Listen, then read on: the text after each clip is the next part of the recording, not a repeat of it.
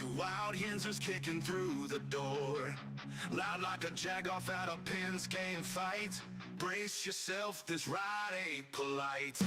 Two Dum Yinzers, loud and proud, heads in the clouds, voices in the crowd. Chaos brewing, we don't play nice. Hold on to your iron and grab your prime anti-slice.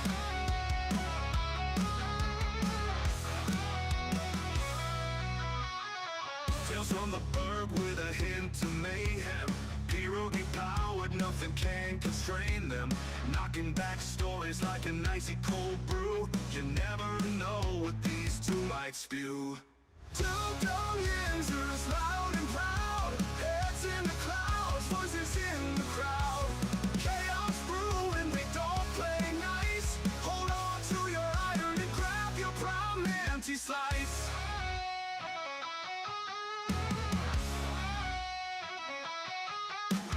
Tales from the burg with a hint of mayhem. Pierogi powered, nothing can constrain them. Knocking back stories like an icy cold brew. You never know what these two might spew. Two Dum Yinzers, loud and proud, heads in the clouds, voices in the crowd. Chaos brewing, they don't play nice. Hold on to your iron and grab your prime anti-slice. Rivers collide where the laughs always flow. Black and gold thunder everywhere they go. The madcap kings breaking every mold. With two Dum Yinzers, the stories don't get old. Two Dum Yinzers, loud and proud, heads in the clouds, voices in the crowd. Chaos brewing, they don't play nice. Hold on to your iron and grab your prime anti-slice.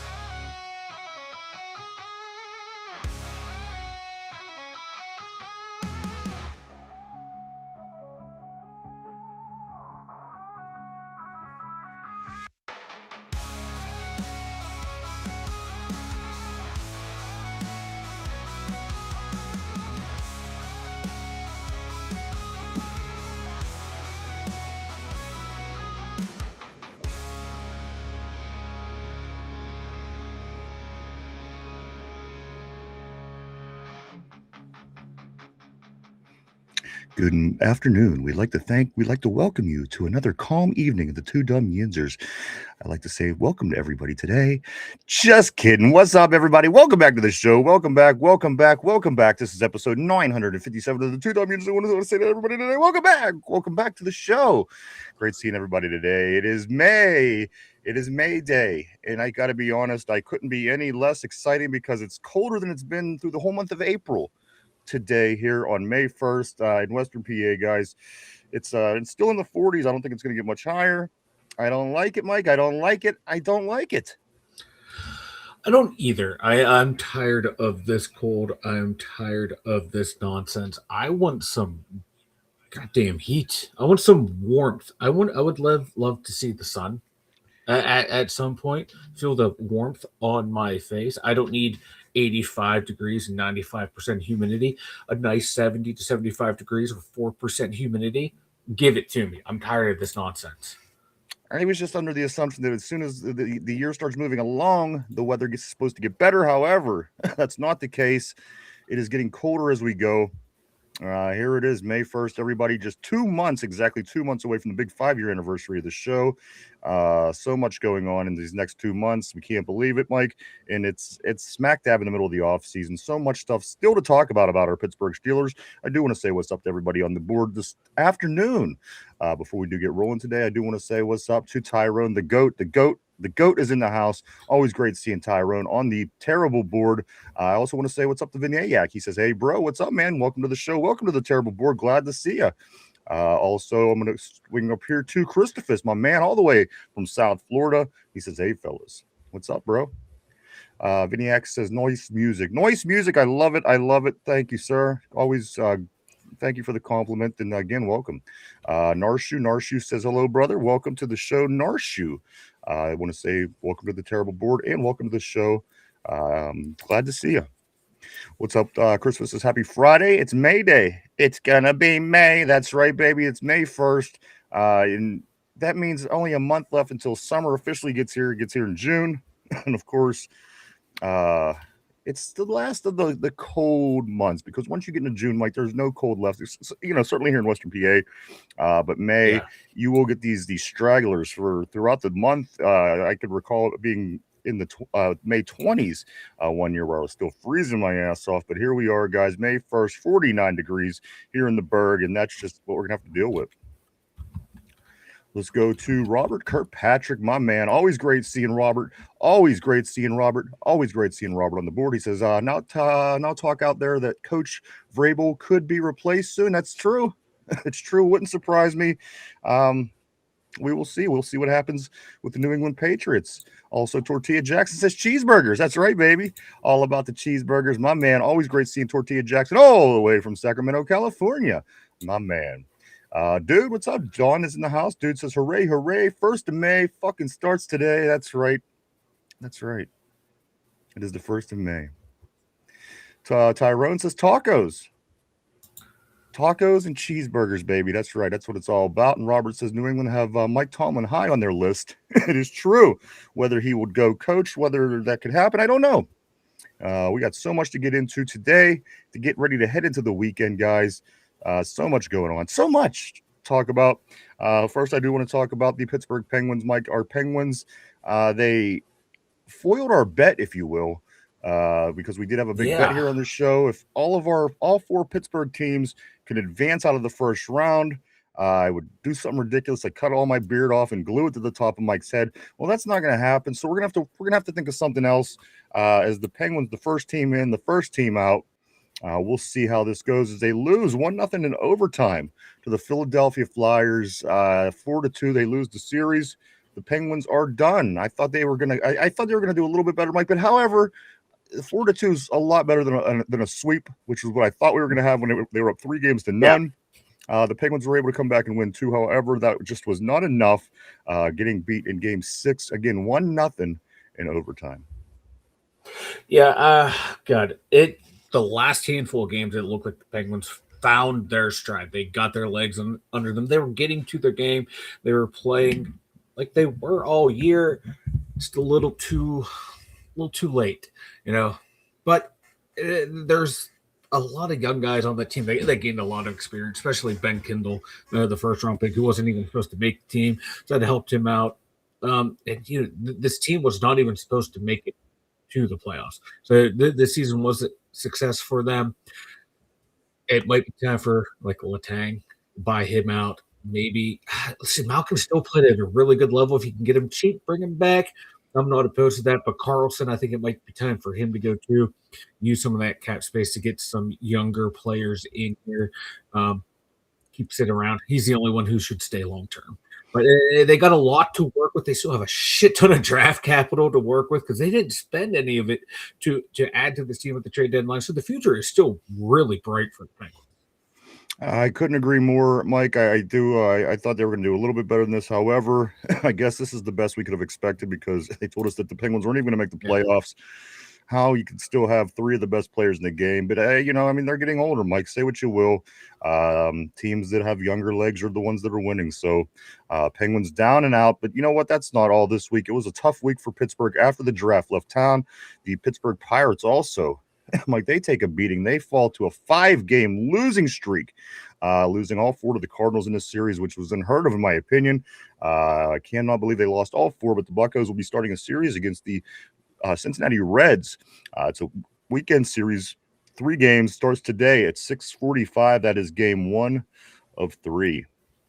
Also, guys, we do have the Pittsburgh Riverhounds, our soccer team. They are going to be at it today. They'll be tomorrow. I'm sorry, they'll be hosting Phoenix Rising. That is a 7:00 game tomorrow at FNB Stadium, Mike. We would always call it Highmark Stadium. Yeah. However, it is now FNB Stadium. The way they change names around this town, I can't even believe half the people keep up with this shit. Right? I still want to call it Highmark. I got AccuSure Stadium. I got that down quick, easy. Highmark though, that's the one that's tripping me up for some odd reason. I still want to call it Highmark. Mike, our females, the football players in town here, the Pittsburgh Passion, they also kick it off tomorrow to start off their season week 1 matchup down in Tampa Bay. That game is a 6 o'clock start. Will be on YouTube. I know I'll be watching the Passion kick off their season. And finally, Mike, the other American football that you can find on your television, the UFL kicked off last night as St. Louis. They did beat Louisville in the first game of the week 6 matchup, 16-3. St. Louis Battlehawks beat the Louisville Kings in the UFL 16-3. They play tonight. They have the Houston at Columbus game at 8 o'clock. The UFL tomorrow is Dallas at DC. That's a noon game. And then on Sunday, Alabama at Orlando. That's a 4 o'clock start in the UFL. So we got a lot of football, a lot of American football on our TVs over the weekend, and we will take it. UFL, Pittsburgh Gals, the Pirates, back at it. And also, Mike, the Pittsburgh Marathon. So it's certainly going to be an eventful week here in the Berg for sure, with the marathon coming. So it's been busy. We had the draft last week, and then the marathon this week. And it's just May 1st, Mike. So much going on this year in Pittsburgh. So much going on here in the show. So much just going on. Welcome back to the show. Glad to see everybody today. Welcome back. Let me grab a couple messages, Mike. I got a couple things I do want to say, and then we are going to get rolling. Yep. For today. Tortilla says this. He says, you guys got to trade Skeens while you can.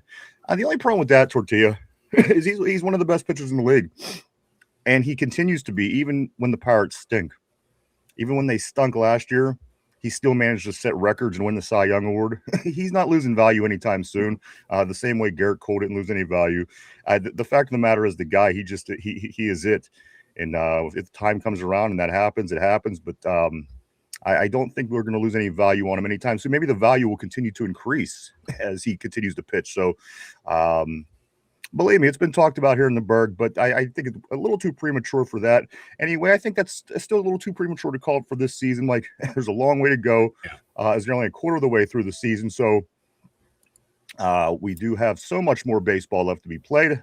And listen, if you're a Pirates fan, it's probably not going to be good. But, right. They still have a lot to play. And you know what? He's going to put asses in seats. So he does have that value for here for sure. Let's go to Robert. Robert said the Penguins were much better this year than experts predicted. You're right. Looking bright. I agree. They're going to have to make some kind of moves, though. They can't continue on with this roster. It's just not it's not it anymore. It just isn't it. Ty says the Red Legs. That's right. Tyrone is the Reds fan. That's right, brother. Big series this week between us and you guys. And I feel bad for the Reds because we're due to win now. Yeah. We just lost 5 straight. So this is either going to be a total disaster and collapse, and the Reds are going to kick our ass, or we're going to make up and get some wins here in this Red series, which I hope is the case. But we're looking forward to that for sure, Tyrone. I'd like to say good luck to you and your Red Legs. Christopher says, my condolences on all your team losses. My Panthers didn't do too well this season either. And you got to remember, Chris, you got to thank the Penguins, because if it wasn't for the Penguins blowing it at the end of the season a few years back, that allowed the Panthers to get in and start their little streak, their little run, if you will. I'm just playing. They did good on them. It stinks that they're out, but that's the way the ball bounces, unfortunately, or the puck, if you will. Tortilla says, yeah, if you can lock him up, you do it. For sure. He also says this, I'm just not sure he resigns, but don't pay much attention to the Pirates anyway. They're changing the whole system around him, and that's the reason why I think he's not going anywhere. They're running the team differently. They're spending money differently, and again, at the end of the day, he just continues to improve. Year 1, Rookie of the Year. Year 2, Cy Young Award winner. The year before that, he was winning a World Series in college. So I don't see his value dipping really much at all. If you watch the guy pitch, he's very he's elite. He is elite. Robert says, no, thanks. Skeens will be fine. Wishful thinking, Yankees fans, which is usually the case. They usually come fishing here in Pittsburgh. That they do, little bastards. And Dodger fans is what Tortilla is saying. Got to admit, Tortilla, that's a pretty good club they got out on the West Coast. A couple things before we do get started, Mike. Do check out our website, guys. Mike has been putting mad work into the website. It doesn't even look like the same website. Do go check it out at www.the2dumyinzers.com. A lot of work. It has a whole new. It has a facelift. So if you want to go check out the website, do go check it out. Really cool. Looks very nice. You can see our alternate Steelers season logo on there, and so much more. Go check out our website at www.the2dumyinzers.com. That's www.the2dumyinzers.com. Let's see what else we got here today. Mike, marathon over the weekend. We know that. Also, did you see the picture Steel Loyal sent in Discord, Mike? No, I did not. It's a picture of you. Well, I mean, your wannabe picture of you with all the mustache or with all the tattoos. Yeah, and it has Dunker's head on it. No way, I missed it. I been out of the loop. I didn't get on Discord the past couple of days. I've been slacking because I've been working on the website. So I can't wait to see this. I don't have it on my Discord on my computer right now for some reason since I changed, but I will eventually get it up and post it on here so we can watch it live during the draft. Oh my God. Also, Mike, a few other things before we do get rolling here. One thing that I love my football. I look forward to everything that comes along with my football. However, the way too early mock drafts for next season is a little extra for me. I don't know. Again, Mike, here we are May 1st. They're already talking about the way too early mock drafts, who the Steelers might grab in the draft, who this team might grab. Can you get any crazier with these way too early mock drafts? It's insane how early they are. And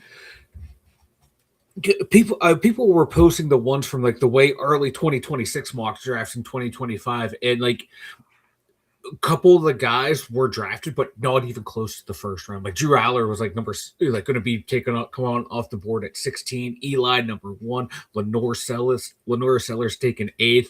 I think Mendoza was on there as a top 15 pick as well, but yeah, they're all wrong. Guys, it's okay to take a break from the mock drafts. It's okay. Give it a good 7 months. Listen, that is somebody with way too much time on her hand. I'm gonna be honest with you. For one, there's work that goes into a mock draft, and to take your time to think about something that's going to happen 12 months from now is insane. I have a hard time trying to get through what's going on today in my life, but you know what? The mock drafts are out. They're early, so they're out there if you're interested. And finally, Mike, I do want to say this. I have a new goal this summer. You do? All for us. We have a goal. Oh, I thought that was a personal goal, and you're I made it up. It has to do with both of us, but I haven't told you yet. This summer, I don't like this. Well, I'm going through the paper yesterday, and I'm seeing some stories, and you'll never guess who threw out the first pitch at the Pirate game last night. Unless you know, you'll never guess. Who? Take a guess. Our buddy at Duquesne Pilsner. No. You want to take another guess? Pittsburgh Mom. No. You want to take another guess? Pittsburgh Mom. Who the hell is Pittsburgh Mom? Fuck if I know. Pittsburgh Dad? No. Steely McBean? No. PGH Steely? No. I don't know. No. Derpy? No.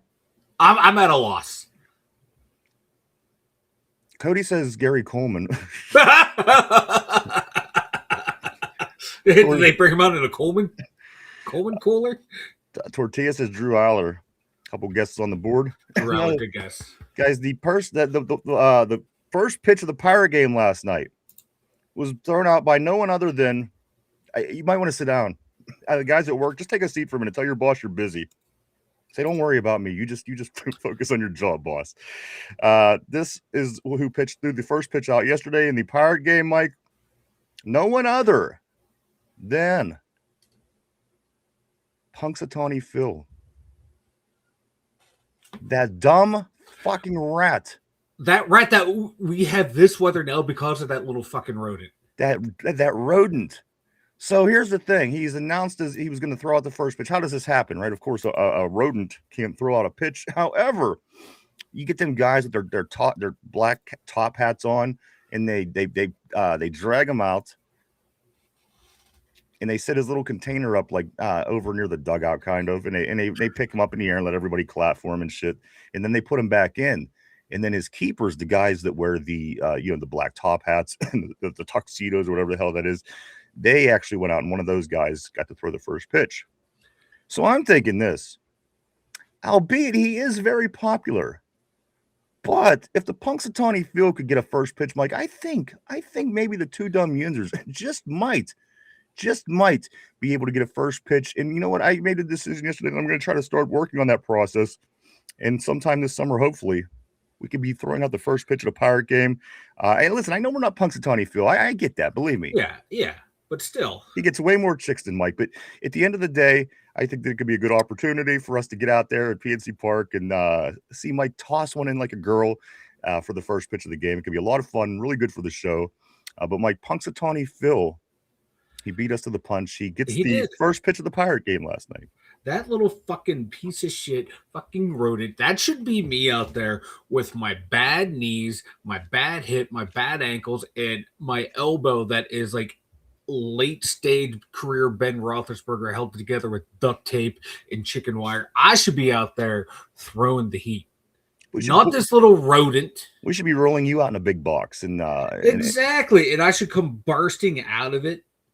That's how it should be. And it had like a plexiglass siding on it, so you could see the rat in there while the whole thing's going on. And it had no care in the world.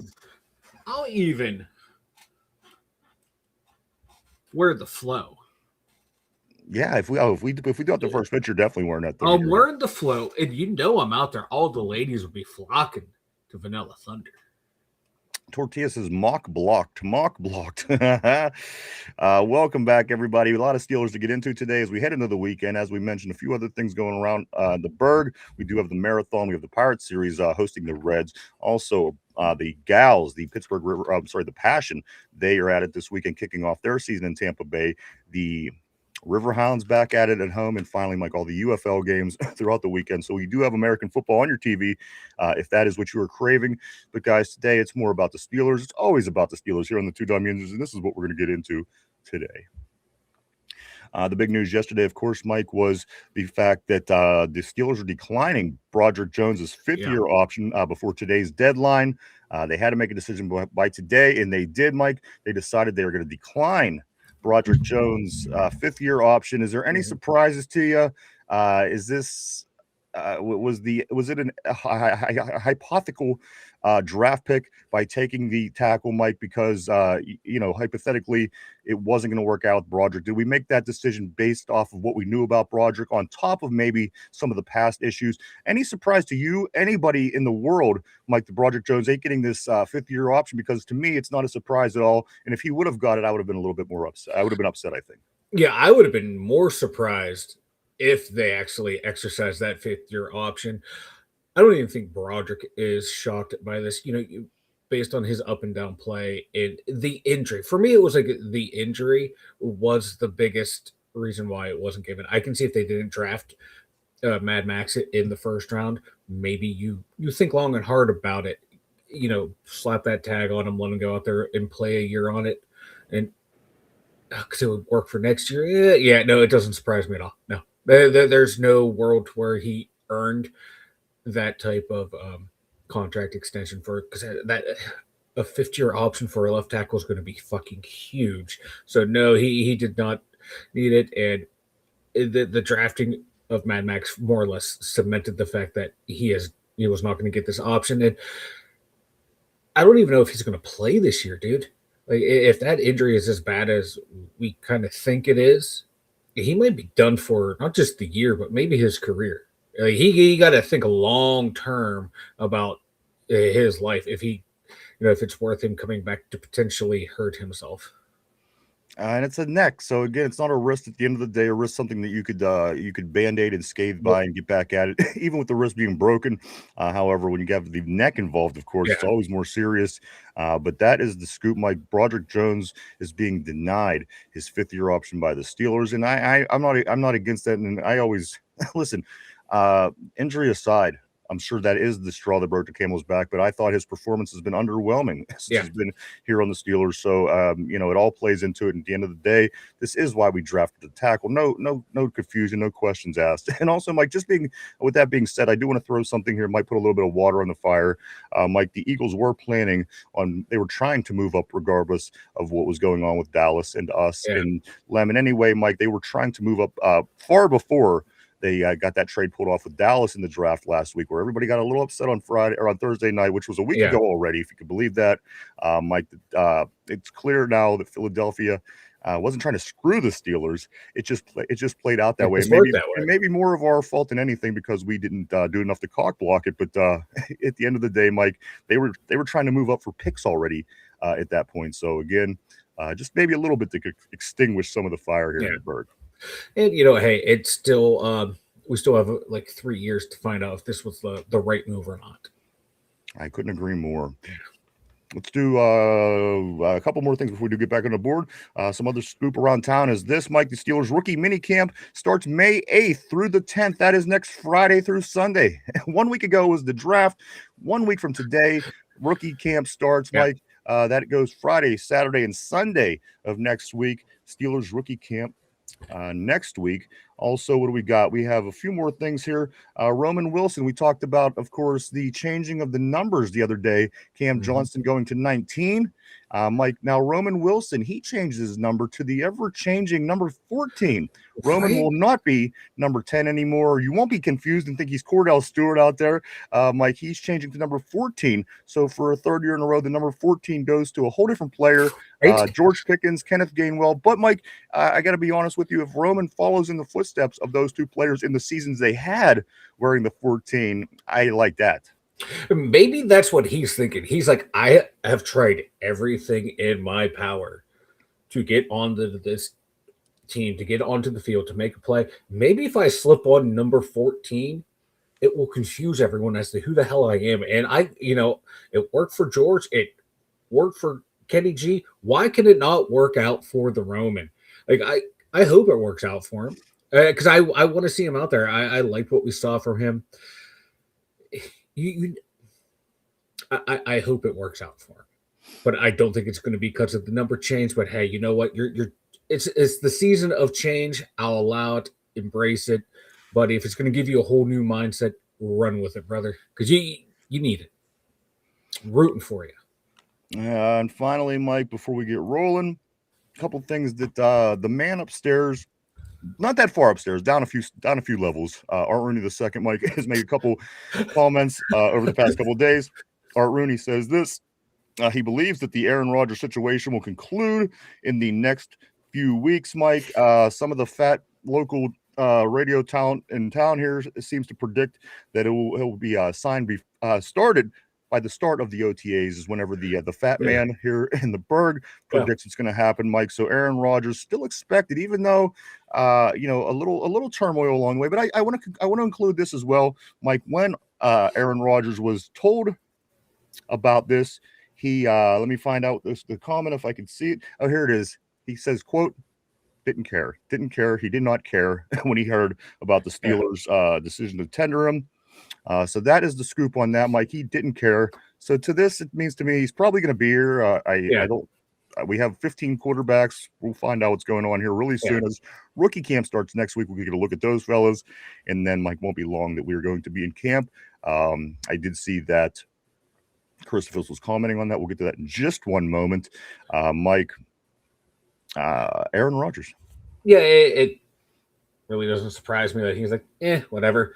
Because from what I've read too, like the Steelers reached out to him and his representatives to inform him of like, hey, this is going to happen. And they probably said, this is why it's going to happen. And hey,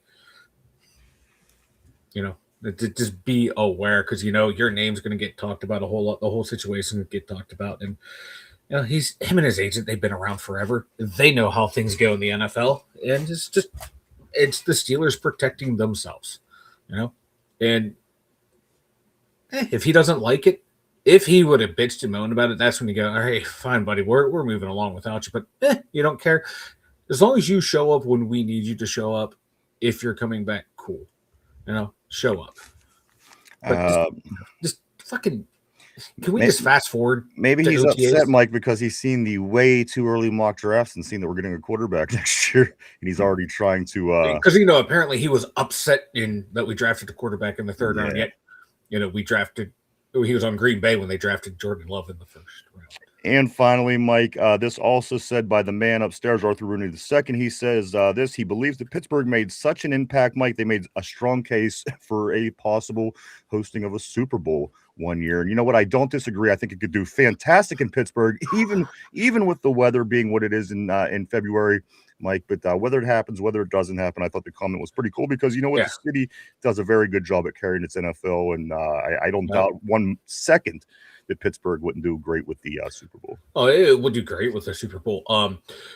I would just worry about the playing field. I hate when people like bitched about when they had the cold weather Super Bowl in New York. Oh, the Super Bowl, it needs to be played in pristine conditions. It's football. Football does get played in pristine conditions, but it also gets played in shitty conditions, which could actually swing the balance of what team makes it to the playoffs or not, or what team could make it to the Super Bowl or not, depending on where the championship games were for the AFC and NFC. So why shouldn't the weather matter in the Super Bowl? I'm going to tell you why. If it matters in every other money. No. Well, obviously. But they say this, Mike. This is what they say. We don't want weather or the elements to change the outcome or dictate the outcome, which is crazy because literally the referees dictate and change the course of a game.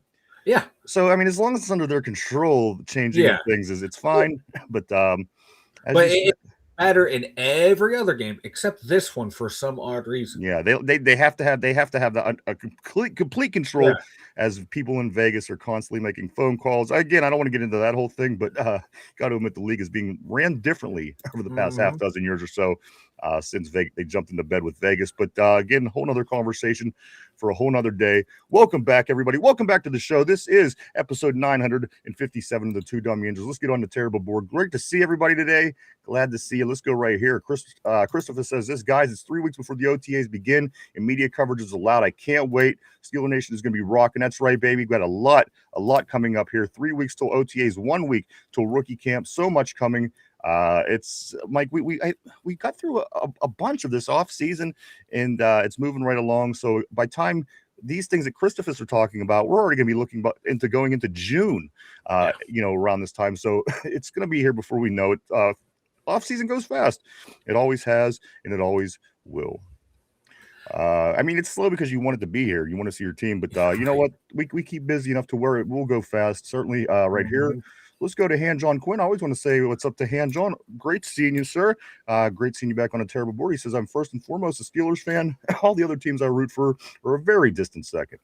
I say this about my Flyers. They proved they were the better team on the only place that matters. About time. It's only been, 75 years? 1975? You'd think at some point they would get it together, and maybe this might be the year for the Flyers. Again, like 51 years. So, at the end of the day, that's how you got to kind of look at it. It's like, all right.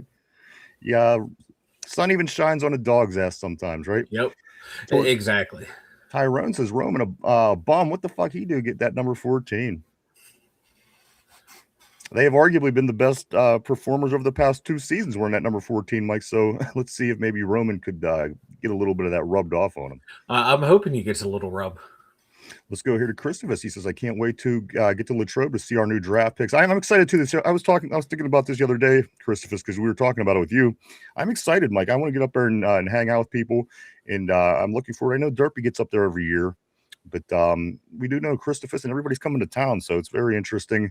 Could be a lot of fun seeing a lot of these new draft picks, seeing all the players. Just keep Derpy from giving high fives to anybody because, again, Derpy. Oh, Derpy's gonna be high fiving everyone. He'll be rubbing them terrible titties on everyone. Also, let's go here to Mark Malone. Always great seeing Mark Malone on the terrible board. Mark Malone, everybody. He says wasn't sweet 14. He was 14. Let's say what's up to Christine. Always great seeing Christine go black and gold on the terrible board. She says, hey, what's going on, Christine? Great seeing you. Always great seeing Christine from Kentucky. And John also says this. He says Aller played better in the second half than the first for sure. The INT at the end was a bad throw, but it was also a very good play by the defender. Aller had one pass that was a touchdown, but was dropped. We're going to try to get a feel on what people like better, Mike, if they're like Team Howard or Team Aller. Maybe we'll see where people are at because I'm getting mixed signals. Some people are just hell-bent on it being Aller. Some people are hell-bent on it being Will Howard. So we're going to try to learn what it is that the Steeler Nation is thinking about these two young quarterbacks. Of course, Mike, if Aaron Rodgers don't come back, their chances of playing certainly improve. So we'll try to get a feel. I don't think we're going to throw the poll up today, but I have to feel this out, Mike. I don't know what people want, because I think when I figured it out, I hear somebody else and it's like, oh, that kind of makes sense. Yeah, like I'm team for whoever's going to win me a goddamn game, whoever's going to get me a playoff win. I want them both to do well, so I'm going to do my best to try and stay neutral when it comes to the two, be very objective when it comes to leave emotion out of it. But fuck Ohio State. Yeah, see, I don't know that matters to me at all. It's better to me too. Like if Will Howard wins out, full of shit. If Will Howard wins out and we win.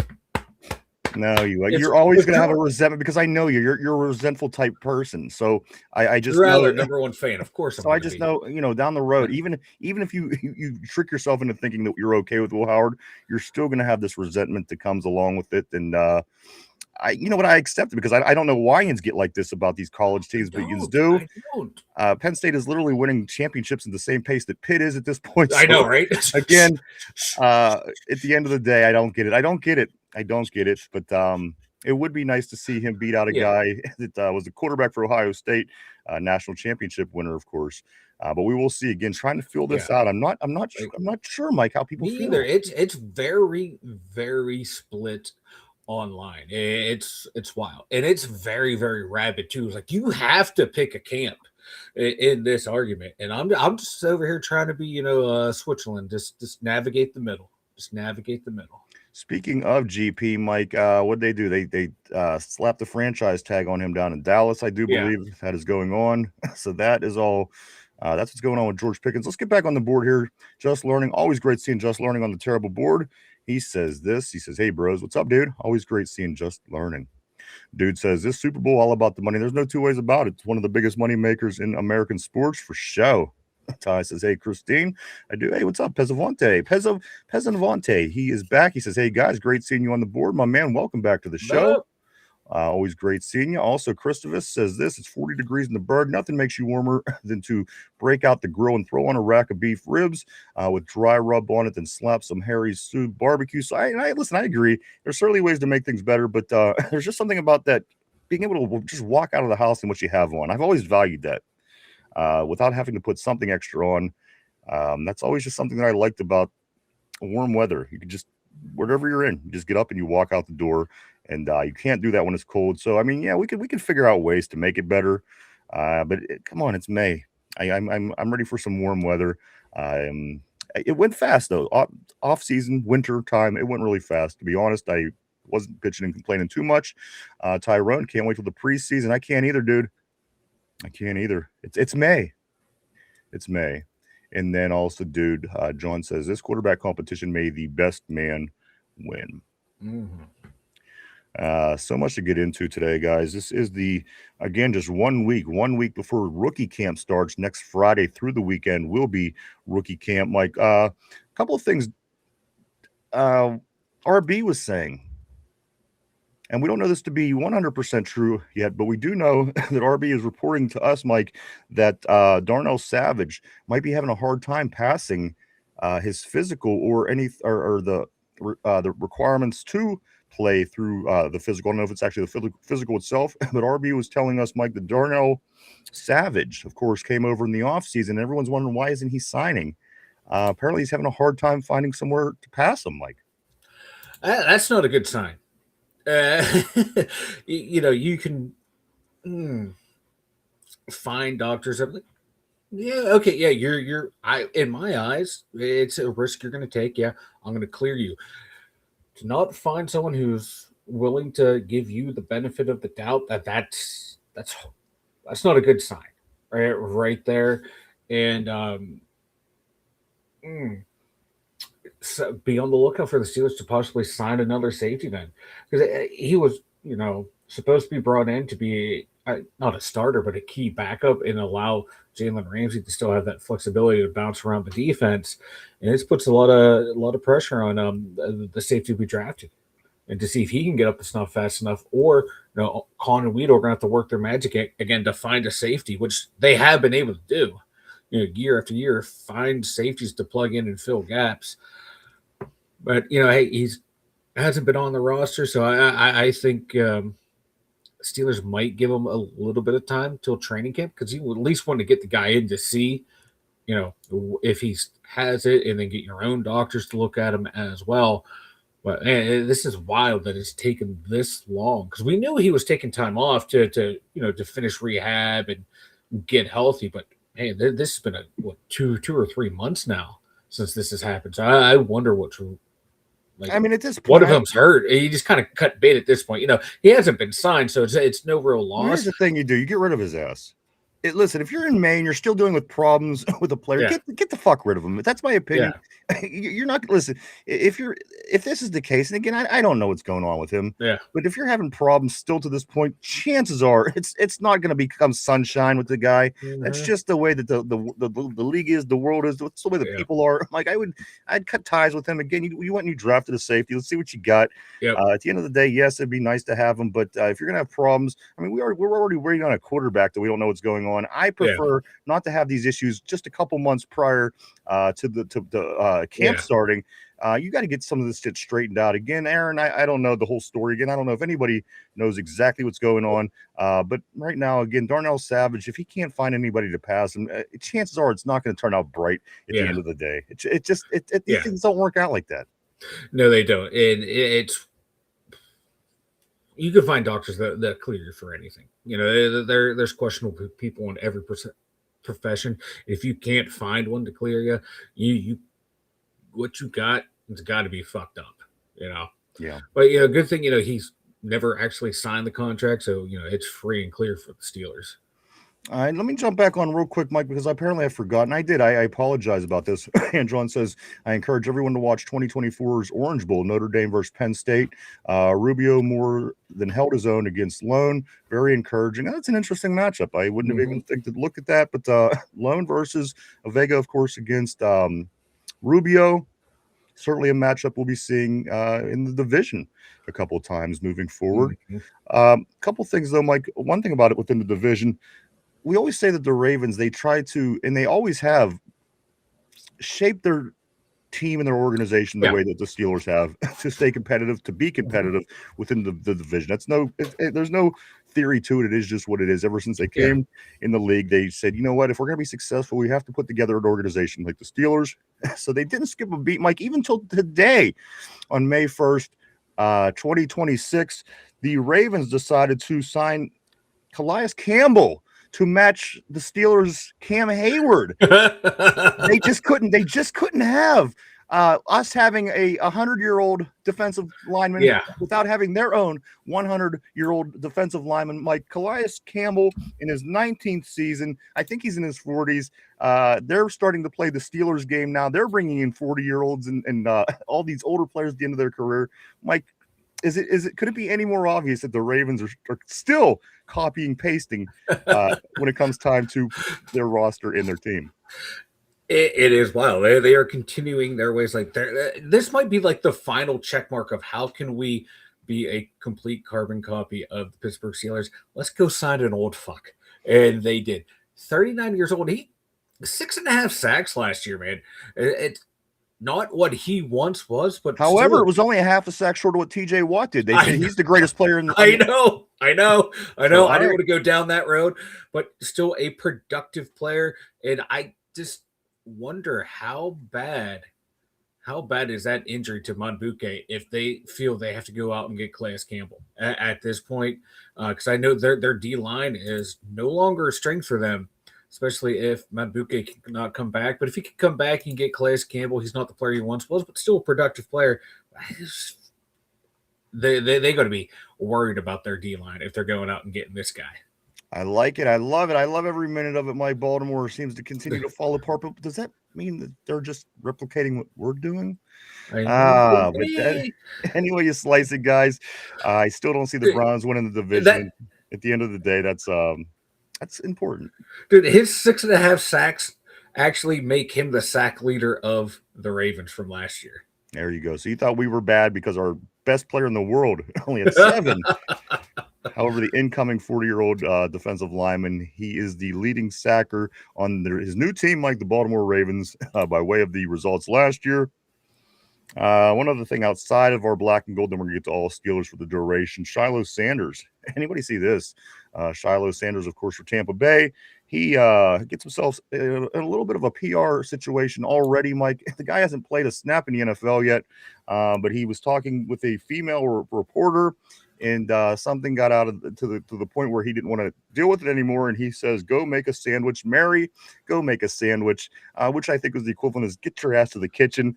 Shiloh Sanders, Mike, his daddy's not going to be able to protect every single thing these guys do, or, cover their asses for everything they do.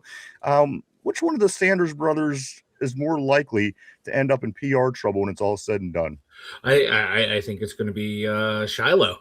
He already in there just lost an argument and decided to go with the old women are only good for making sandwich, the low hanging fruit joke, where Shador,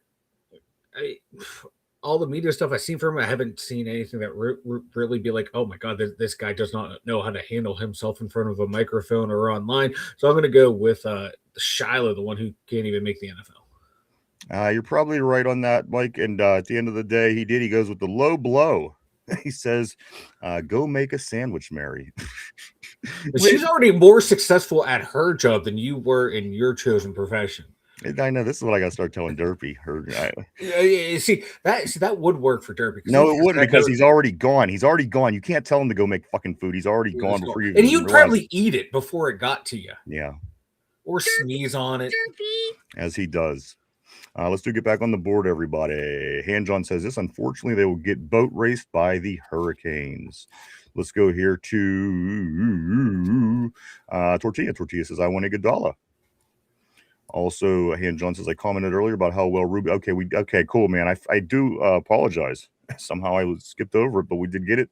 I'm going to go back and watch that, actually. Like, I didn't even put that together that those two faced off, but then the playoff run, I think, is when he's talking about. I am going to go check that out. Robert says, "Finally, it's a good problem to have. Two very good prospects at quarterback, two that has some mechanics to work out. Aaron Rodgers will help them out and finally have a teaching coach staff." Christopher says this. He says, "We don't need Darnell Savage. We drafted Rob Spears-Jennings."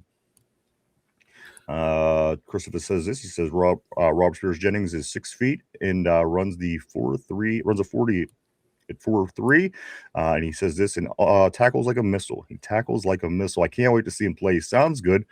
Let's go up here to Somber. Always great seeing Somber all the way. I think you're Cali, aren't you, Somber? If I'm not mistaken, I think that's correct. Somber says Claypool attending the Packers rookie mini camp. I tell you get them first 7 games out of him that he had in his career, Mike, you're gold. You're gold. You're gold. But like, if your season's any longer than 7 games, you're effed. But my man couldn't hack it in the Miami Dolphins system when they had Waddle, Tyreek Hill at the peak of their powers, Tua before he got all. Apparently, the only person that could excel in that situation was Jonnu Smith for whatever reason, because players have kind of came and gone, in that system, and nobody really does well except Jonnu Smith for some reason, Mike. So I don't know if you can even base anything off what the Dolphins are doing. I don't know. Waddle and Tyreek were tearing it up, but I get what you're saying. Like you thought he would be the guy. They were so good, Mike. Them Dolphins are so good. Oh no, they suck, but they were putting up numbers, but they couldn't win. Let's go move on the board here. Let's go to Sommer. He says Shiloh using gamer insults in real life. Tortilla says this. He says he's got that Raider in him. Got that Raider in him. Ronald Albright says this. Ronald, he says, "Hello, all. Just wondering, what's up, dude?" He says, if for whatever reason Mike Vrabel ends up leaving the Pats and Mike Tomlin wants a job, what do you think the Steelers would want as compensation? I don't know. I haven't even thought about it, Mike. What do you think? You got to start with first round picks. Like Sean Payton, I think when he came out of quote unquote retirement or whatever, he cost a couple first round picks. So the market has been set. Like when coaches are still under team control and they want to go somewhere else because they retired or resigned, it's first round picks. So it got to be 2.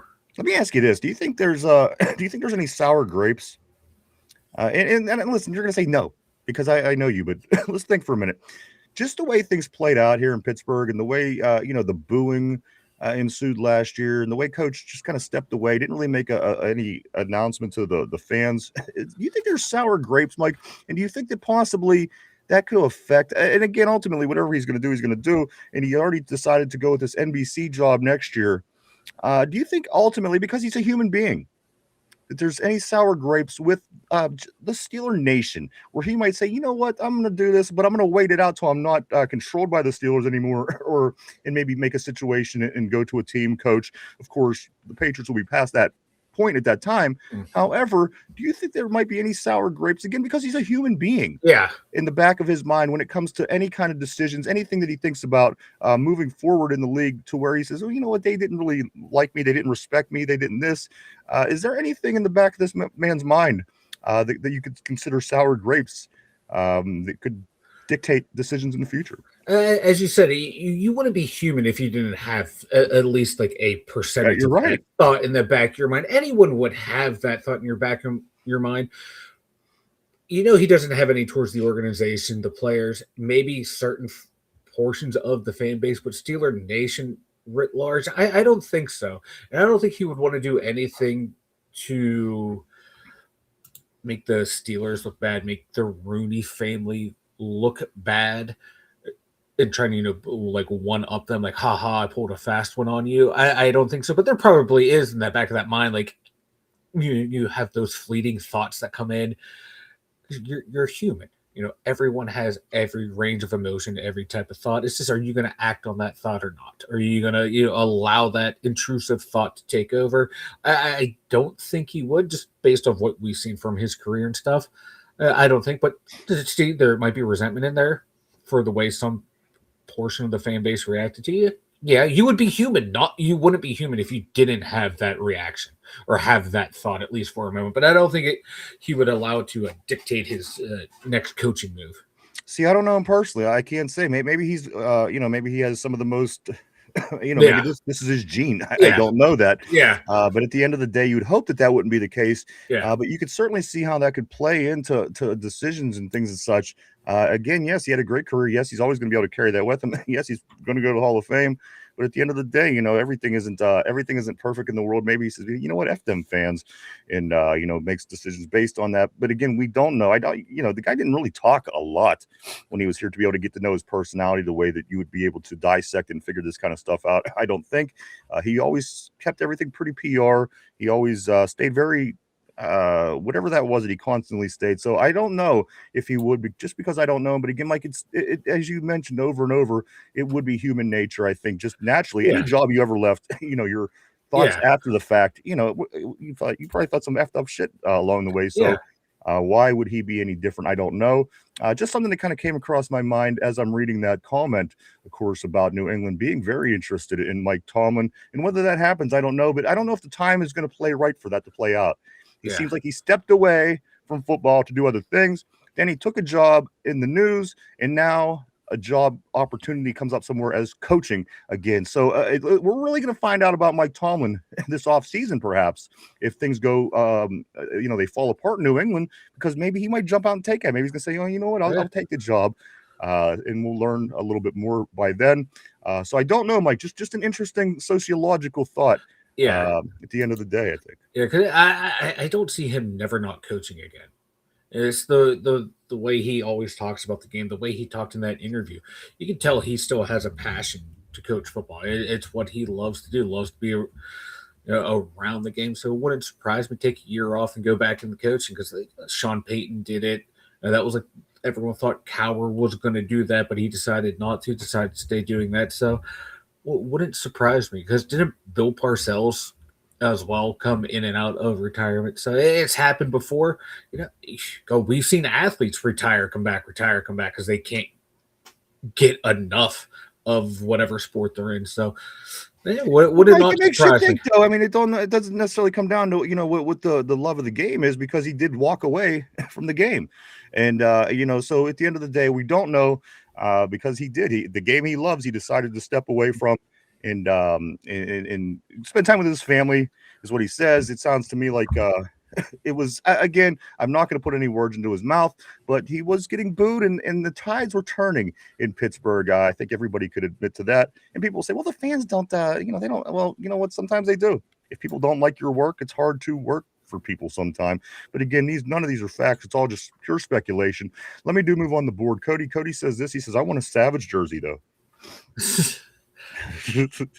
He's like, screw it. I don't care if he's on this team or not. I want my Savage jersey.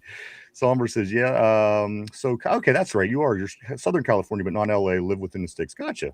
I thought you were Cali. Let's go here to Somber. I'm sorry, Tyrone. He says, I'm back. What I missed, got busy. That's all good, man. Not too much. It's just moving along on this Friday afternoon, trying to get to the weekend like everybody else, baby. Let's get down to it. Let's go right here to Cody. Cody says, Somber is Apache. Somber is Apache. Let's go here. Somber says, what? As we all say, right? What? Let's go to Somber Mexican, he says. Somber Mexican tortilla. Back with the Mexicans. Let's go right here. Somber is MSA, Cody says. Black Ops. Cody also says after saying that, it sounds racist. Let's go up here to Vegas. Always great seeing Vegas in the house. My man, hope things are going well for you out in Vegas. Nice seeing you, dude. Always great seeing you on the board. He says, if anything, he'll sign after the 2 years is up and he won't get it. That's what I'm saying. I think ultimately that's the thought that I started with. Will he go through these next 2 years and do some analyzing, some broadcasting, if you will, and then maybe at that point decide and kind of passively, aggressively give the middle finger to Steeler Nation? I wouldn't put it past a person. I'm just saying he's a person. I'm just saying. Interesting comment, though, Vegas. Christopher says this, fellas, I believe that Aaron Rodgers just didn't like Jonnu Smith, Roman Wilson, or Pat Freiermuth. I think Tomlin gave him too much authority. It seems that way. It does seem that way. And again, there's no real reason to not even give Roman Wilson a chance. And all the way up until that fumble late in the season, like all he did was catch every football that was thrown to him. Yeah. So, I mean, if people are going to blame it on mistake, it certainly wasn't that mistake. That mistake came, I think beyond 3/4 of the season. The guy didn't play much before that. So I just don't know. We will find out, though. Yeah, we'll find out because you never know what's going on, man, behind the scenes, like in practice, in meeting rooms and shit like that. So that all determines playing time and stuff. Vegas says this, Roman is hiding in 14. He's 3 years in a row, 3 different number 14s. And got to remember, Vegas, the last 2 had pretty damn good seasons. George Pickens, of course, 2 years ago. Last year, Kenneth Gainwell. And now Roman Wilson. Maybe, if I just change my number, I will be better. Or maybe they'll think I'm Kenneth Gainwell and throw it to me. I don't know. Something's got to go. Something has got to give. Let's go here to Ronald. He said, I would ask for a first and the rights to Diana Rossini's sister. Yeah. Ooh. That's what I'm talking about. Tyrone says, I'm still mad Roman got 14. Christopher says this, we know for a fact that Jonnu Smith and Pat Freiermuth are much better than they were. Absolutely we do. They were both, all the way up until last year, pretty damn, you'd see Jonnu down in Miami, look what he did. And then also Pat Freiermuth, up until just a past couple seasons ago, his numbers were rivaling every one of the better tight ends we've had in Steeler history, in our franchise history, at what he was doing to that point in his career at tight end. So again, it seems very Aaron Rodgers to me, but these are things we will learn this year, of course, with Roman and Pat Freiermuth at least.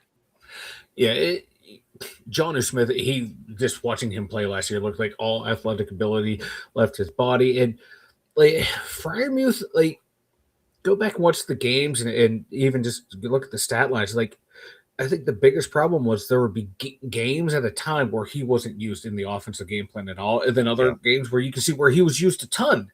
So to say Aaron Rodgers didn't like that, I think Artie Smith didn't like him is what it felt like just by the usage of him. And when we had to get all the comeback points against the Bengals, who was Rodgers going to? Every single play, Pat Freiermuth. So if you didn't like him, why in a comeback situation would you just keep targeting this guy that you don't like. You'd be Wait, telling him, when was he going to have Fryermuth over and over and over again? the first Bengals game when we almost came back. One game. Okay. Yeah, that game right there. And there's other games too where he targeted him, a bunch of other games where he wasn't. So for me, it's kind of looking like it was game plan wise by Arthur Smith, not so much Aaron Rodgers. All right, let's get back on the board. I'm going to go right here to Mike Tomlin. Coach Tomlin, always great seeing Coach Tomlin on the board. He says, boo. Let's go right here. Let's see. There we go. Vegas is the beginning of the end. Happened last year when he didn't go for it on 4th and a foot versus the Ravens. Here's something else that got me. I was watching the draft last week, and as they drafted Vega, the Ravens did 7 picks prior than our first pick. Mike, I thought to myself, what difference a missed field goal makes. If we miss that, if the Ravens loop makes that field goal, we get Vega as our starting guard, Mike. But they missed that field goal, of course, didn't allow them to go into the playoffs, and they get Vega. So just this much, one way or the other. Is that much of a difference in your? And, listen, I like draft picks, 7 spots. I like this max pick. Don't get me wrong. I think he's going to go well into the future. However, see how that kind of could shift your team. If you would have took Vega, it could have been so at the end of the day, it's not that drastic of a switch up. But Mike, it's just crazy that a missed field goal this much this way, this much that way can dictate the direction that you're going, providing that's coming by way of draft. Yeah, and that's what the argument for like tanking a season, stripping down the roster to try and get hired, so you can get that better draft pick, or maybe starting a rookie quarterback or a second-year quarterback to see if they can develop, so you can get those better picks. It kind of worked out for the Ravens there by having a shitty year and then that kicker miss. Maybe we cut Boswell. Maybe that's the play. We cut Boswell so we don't win a lot of close games, so we can get some better draft picks. Maybe we could draft a kicker next year, like we did with the kick returner and Drew Allen. We could go early on a kicker. Sebastian Janikowski, baby. A lot of things that are going on today. We're going to do, Mike. We are going to get into the different divisions. Into our division, the different teams, how they drafted, what that looks like. Are we did we get passed up? Are we doing well? Are we still afloat in the division? We'll look at that. How teams around us did. Also, Mike, I am going to talk to you about the Iowa players on the team. We're going to talk about that just shortly. Just something interesting that I was able to put together. Let me grab a couple of these other comments here on things before we do move forward, and also forward on the board, Mike. Let me start right here. Analysts. Okay, so some analysts here in Pittsburgh, they are saying that you can compare. Now, people are trying to say that Jeremy Bernard, of course, he is a lot like Juju. And people are trying to get a feel with our new receiver. We haven't had a receiver at that position in quite a few years. Now we have 1, 2, and 3, apparently. Like Jeremy Bernard, he's being compared. He's being compared to a young Joe Flacco. No, I'm sorry, wrong guy. Mike, he's being. I'm looking at 2 different notes here. I was gonna say.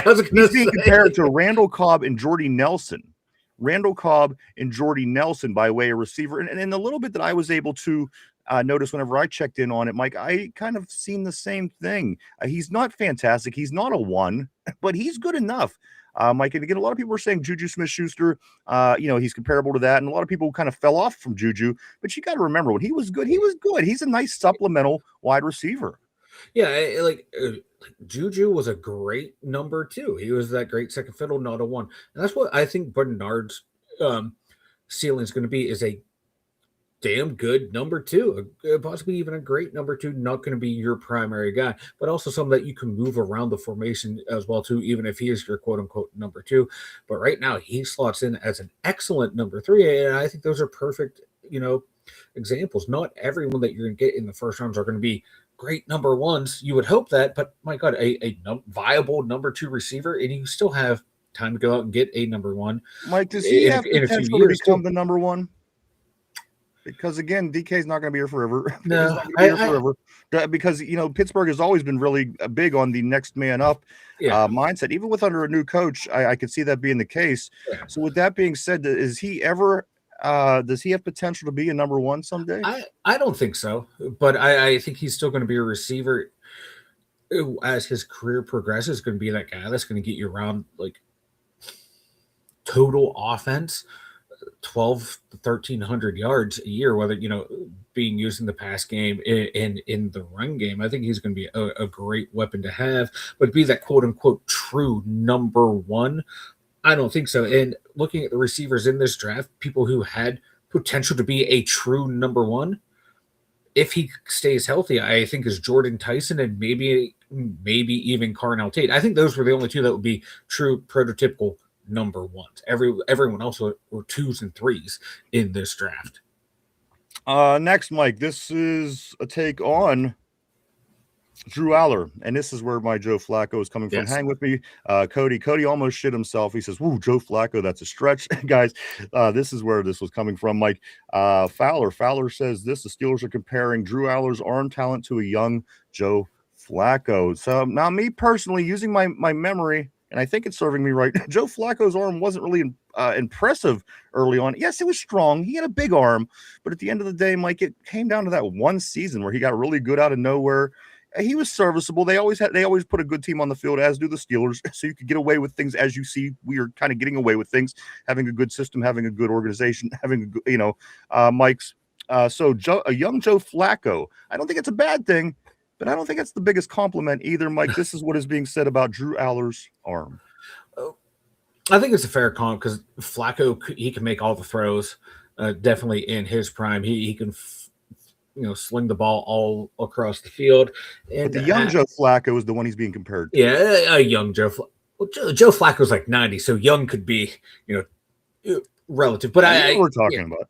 But I think what they're saying is, his younger days, his prime days, maybe like the way he was able to throw the ball, and I think that's fair assessment of Drew Aller's arm talent right now. It's not a bad building block to have because, like McCarthy said, he has a really good, strong arm, and that's a good building block to have. And I got to be honest, I wouldn't take a quarterback in the draft in the third round if he didn't have a strong arm. I mean, to me, that's just common sense. But again, we will learn. We will see what the kids got. We're going to give them all a chance, apparently, and we will see who. Let me know on the board. Again, I'm not going to throw the poll up today, but let me know if you were on Team Aller or Team Howard. Some people like myself, I'm just kind of waiting it out to see how it plays out before I make my call. But let me know what you think on the board. Are you Team Howard or Team Aller? A couple more things here, Mike. Words around town. The Mad Max. Okay, Mike McCarthy is saying this about Mad Max, our number one pick, Mike, in the draft this year. He is meant to play in Pittsburgh. He is definitely built for this. I like that. I like guys that are meant to play in Pittsburgh, as they say about Dunker and other people over time, Mike. But Mad Max, Mike McCarthy is saying he's meant to play here. I love it. His mentality too.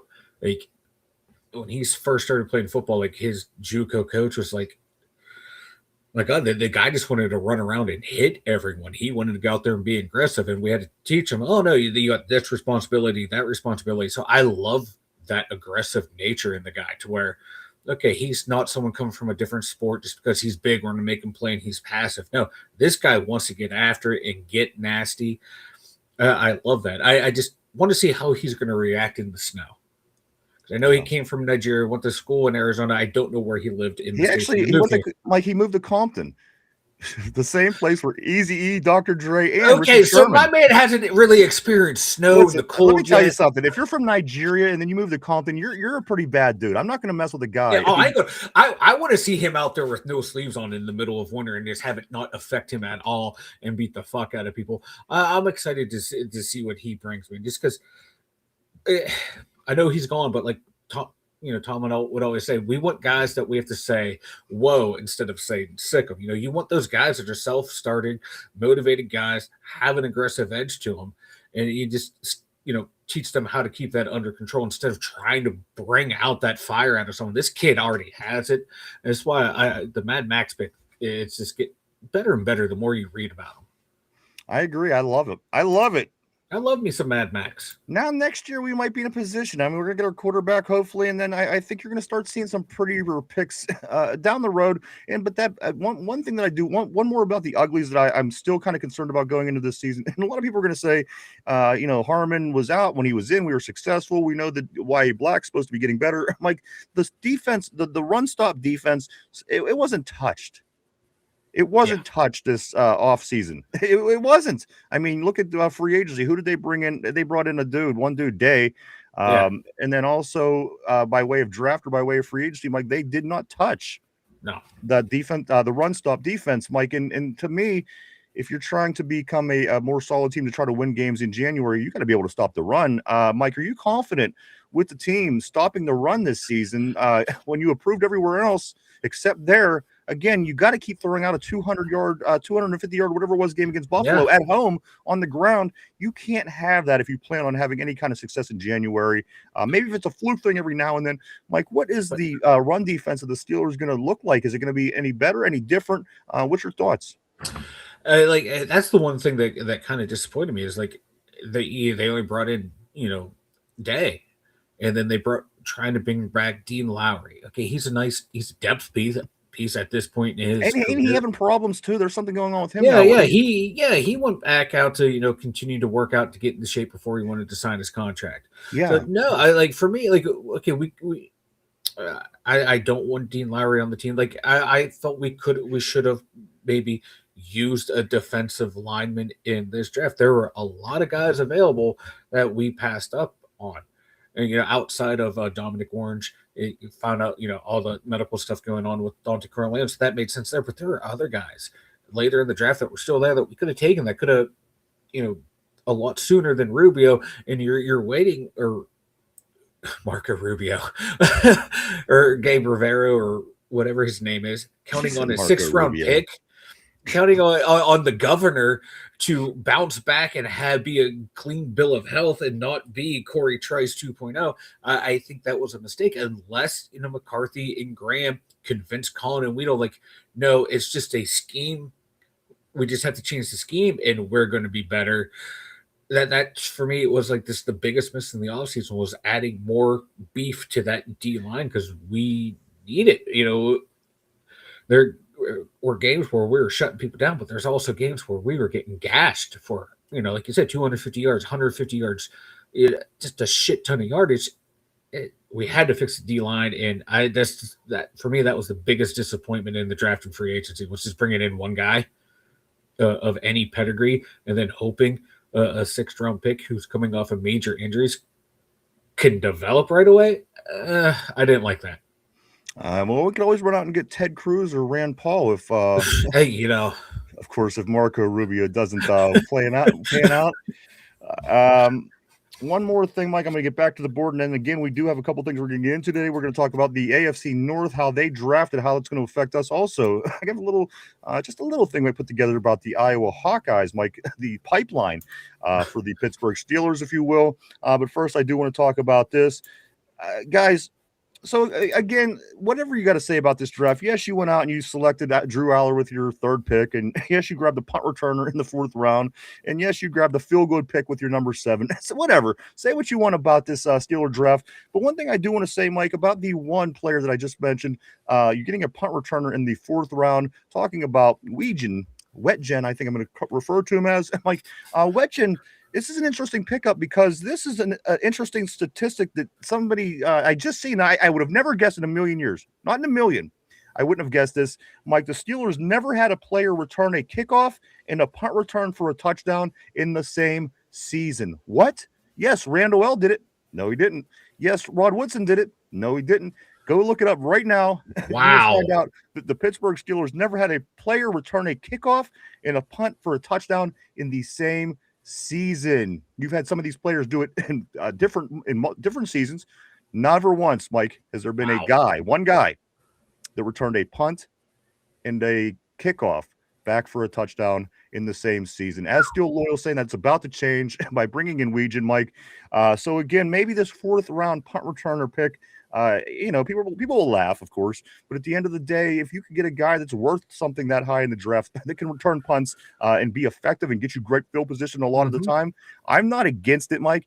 And again, this was the first draft with Mike McCarthy. We didn't know what to expect. So at the end of the day, we got to kind of base things off of this moving forward. And say next year he comes out and blows it away in the draft. It was an odd draft. I got to admit, and I think here's the thing. Once you're used to a guy for 20 years and then used to a guy who's 15 years before him, things didn't change much. We have to put that into consideration. But, Mike, let's talk about the special teams. Again, the Steelers have never had a player return a punt and a kickoff in the same season for a touchdown. A lot of people are feeling optimistic and some skeptical about this pickup, Mike, our fourth-round pick out of Iowa. Weejan, do you like this move? Where do you kind of generally put this story in the whole whole scheme of things? Because again, you don't go out and usually get that guy that early. Was it something we're seeing, or was this again just something that we're gonna have to get used to being under the new coaching system? What's your take on that? For me, it was a bit of a head scratcher. It's for me that this is a luxury pick. This is a pick if if you're comfortable with a lot of the depth on your roster. Like I'm talking like O line, D line depth, linebacker depth, receiver depth, like actual receivers. So this tells me that they were fine after their first handful of picks, that they were comfortable with the way their O line was set up. They're comfortable with their D line and their linebacking core. That okay, hey, we're gonna go grab this guy right now in the 4th round when you probably could have got him in the 5th or 6th round. It's a luxury pick. I think they couldn't afford to have made at that time. I like the guy. I like that we got him. I like what he can bring. But there in the 4th round, there were still some really good defensive linemen available that we could have used. There's still some good linebackers we could have used. But we go with this guy. So that tells me McCarthy is comfortable with what he's seeing across the board on the team. He's liking the depth from top to bottom at every position, because this to me screamed a luxury pick. Yes, we needed a returner, but could you find someone in later rounds in the draft or undrafted free agent that's a good enough returner and fill other needs? It could have, but for me, it's just saying that they are comfortable with what they have depth wise. I wasn't. I wanted more players that were going to compete every single down. It makes you wonder, Mike, if he's really depending on his scheme and his game planning. I think again, so. If you take a team that was already here, and again, you can't call 10-7 not successful. Yes, we're not happy, but you can't call a team that's 10-7 unsuccessful and a team that makes the playoffs. That's not unsuccessful. You unsuccessfully performed in the playoffs and wasn't able to advance. However, 10-7 and a trip to the playoffs is a success. But at the end of the day, if you could take that team, Mike, and turn it into a 12-13 win team, win a game in January, maybe more, with the same group of players. So this is what I'm curious about. This, it's not because I'm going to talk shit or this or that. Yeah. I want to see if he can take this team. And again, Mike, he could have certainly improved that middle of the defense, that run stop defense with that 4th round pick. A lot of, some decent players still in there in the draft at that point. So again, you're 100% right. It is a luxury pick. It's a pick that you take. They would have been. Listen, I would have been surprised to see the Eagles take a pick like this and just bolster what it is that they already have going on an already good football team. So again, I agree with you, Mike. That 4th round pick is very early for that, in my opinion. But you know what? We're gonna take it. We're gonna run with it. If this guy could get the ball in good field position for us, we're gonna love that shit. Oh yeah, I'm gonna love it too. Excuse me. We talk about this on the show all the time.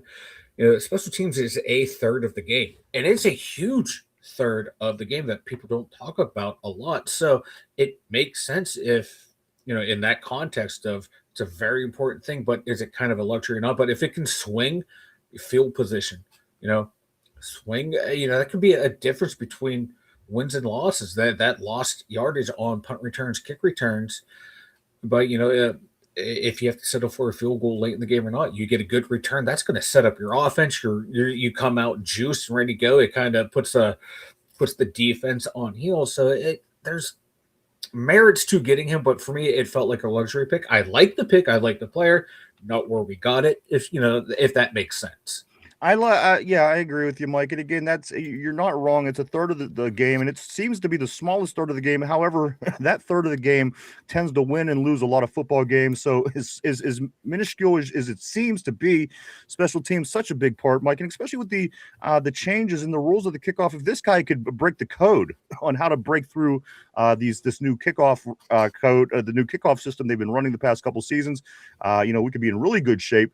But you know what? We'll take it here again, Mike. I still think it was early. You think it was early, but we got to get back to the board. We got so much to get into today. We have a lot. We truly have a lot. I want to see how everyone feels about the Team Aller and Team Howard. Also, Mike, I think I was going to do it more formally, but also throw on the board, guys. Who is your favorite pick? I'm not going to do it formally. I'm just going to ask people to throw their comments up on the board when you can. Who was your favorite pick for the Steelers this year? Was it Mad Max in the first? Was it Jeremy in the second? Was it Drew Aller in the third? Who knows? It could have been any one of our 10 draft picks. Guys, throw whoever you believe, who you like the most in this draft, guys. I know that everybody generally has a favorite pick. We'll give ours at the end. So are you Team Aller, you Team Howard, and who was your favorite pick of the NFL draft this year? I'm already seeing a couple of those choices come up early. Let me get back on the board. I'm going to keep it on pace here just so I don't miss anybody. I'm going to start right here where Steel Loyal. What's up, dude? Always great seeing Steel Loyal on the board. And I do want to say we did relay your pictures that you sent, which are hilarious, over to Mike. He just didn't get them yet, but the picture with Mike with the dunker hair, hilarious. Keep it coming, bro. Love it. Vegas says this: Mexicans made their way up to Pittsburgh. Absolutely, man. We have Mexican neighbors. Love them. What's The best. Jared, and what's the woman's name? Yahida. Yeah, pretty fond of our Mexican neighbors. Cody says this: they should boo Penn State's head coach. Vegas says, did Wilson even dress that last month? I don't remember. I think so, because it's when he fumbled. Didn't he fumble in that last quarter of the year? Yeah, and he made a handful of appearances, but I think once we got Thielen and MVS, he was done. Yeah. MVS is a Cowboy now. Let's go to Cody. Cody says, is Vegas from Vegas? I thought you lived in Glendale. Oh, I thought he was from Vegas. I could be wrong. I thought he was in Vegas, but Vegas says, LOL, no, lived in Vegas in 77. I was born just outside of Pittsburgh. Okay, that's what I thought. Tyrone says, Roman sucks. Did you see how that Ferraro slip was? I almost said Tyrone says Cody sucks. Lindsay, what's up? Always great seeing Lindsay on a terrible board. She says, hey, always good seeing you. Hope things are well for you, Lindsay. Cody says, I thought Vegas was a Rainbow Six thing.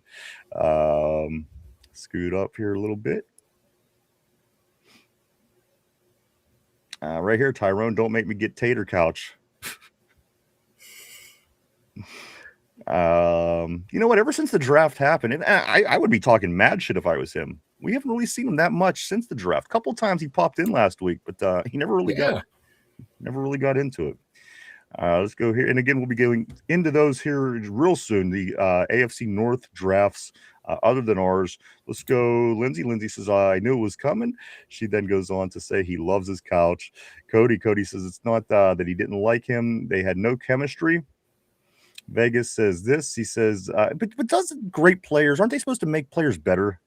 How can somebody that's a 4-time MVP go into the Hall of Fame? I mean, how are you going to take a guy who just had a Pro Bowl season the year before and have no chemistry? I mean, isn't this something you have to work out in your own mind? I mean, these are 3 of your weapons. Because you feel that there's no chemistry, you're not going to even throw them the ball. So, and that's some of the Aaron Rodgers issues that we're dealing with. Vegas says, don't let JD Vance be alone in a room with a couch. Very political today. Certainly the names for sure. Vegas says this, there's a horse named Renegade in the Derby tomorrow. Is there really, Mike? Go put your money on put your money on Renegade.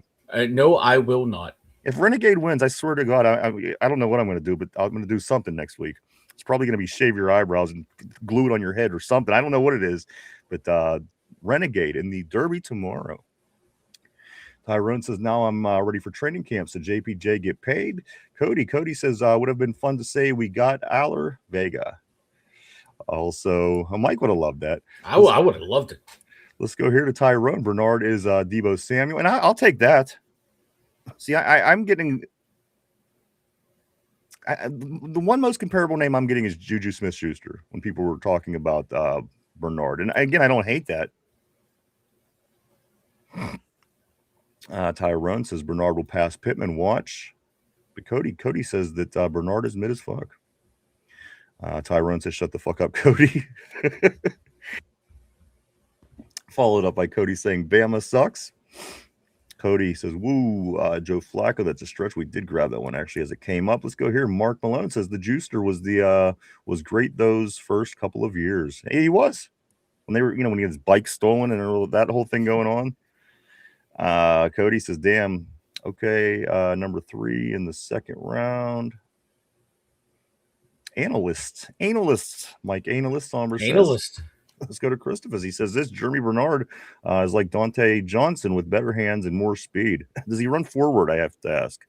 That's my concern. Any receiver could drop a pass. The guy that actually runs backwards after every catch is the guy that I don't want on my team. He says this. He also says he's a great route runner and great blocker in the run game. Cody says can't take Mike serious. He thinks Deontay Dropson is a number 1. Number 1 in my heart, baby. Number 1 in my heart. Vegas says this Renegade should be the favorite, but he is in the 1 post, which is damn near a death sentence in the Derby. Cody says Joe Flacco was a bum in Baltimore. I never thought he was that great.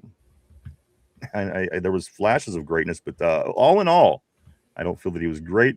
Lindsay's on Team Howard. She is on Team Howard. Of course, we asked who is your quarterback of preference?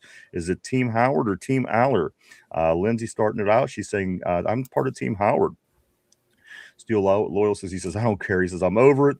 Robert says Flacco's arm pop gun compared to Drew and his bazooka. I cannot wait to see this play out, man. I cannot wait to see this preseason.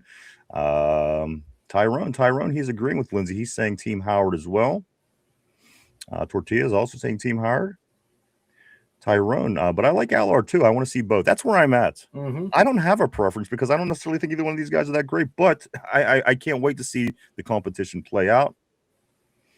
Let's go here to Somber. He says Johnson comp doesn't make sense at all. The only thing they have in common, the comparison they have in common is height and route running. Cody says this. He says young Joe Flacco is Somber's age. Robert Kirkpatrick, he's on Team Drew. Mike, there you go. You have somebody on Team Drew. Mark Malone, I'm pathetic after we missed on Beck. I'm apathetic. I'm sorry. After we missed on Beck, which, Mike, that would have been an interesting question as well. Would have been Howard or Beck had it not been Aller. I think that could have been interesting as well. No Carson Beck. My guy can't see the field. I mean, look at those eyes. I thought it was you when I glanced, but there it is. Oh, that's fucked up. Carson Beck. Vegas has put a couple dollars on number 15 too. Emerging market. Tyrone, when rookie getting their number. I don't know. I for some reason thought that they did, but I now I'm thinking about it. I'm like, I don't really remember seeing it or know any of their numbers. So that's a good question. I'm not sure. Ty's ready to buy. He's ready to buy that jersey. Tortilla probably a couple days before rookie camp, which again is 1 week from today. Friday. Next Friday is the beginning of rookie camp. Friday through Sunday of next weekend. Vegas says George Bush lived in Compton in 1949. That's when the neighborhood went to hell, is when the Bushes moved in. Steel Loyal says rookie training camp. Tyrone, I've told you this like 8 times. Tortilla says Rodgers took all the numbers with him when he left. Tyrone says, man, fuck this. Fuck that. The fuck is the point. The fuck is the point in waiting. Lindsay says this. She goes, I know I asked once too. I do want to say what's up to Raul. Raul, welcome to the terrible board. Welcome to the show, Raul. Raul says Mary Kay is prepping the massage table with hot oil Twatson. Wow. A lot of projection, like he's going to be the starter this year in Cleveland. As of now, they're putting all the quarterbacks up, and they have him as number 1. Well, it's like being the smartest kid with Down syndrome. Someone's got to be it. Right.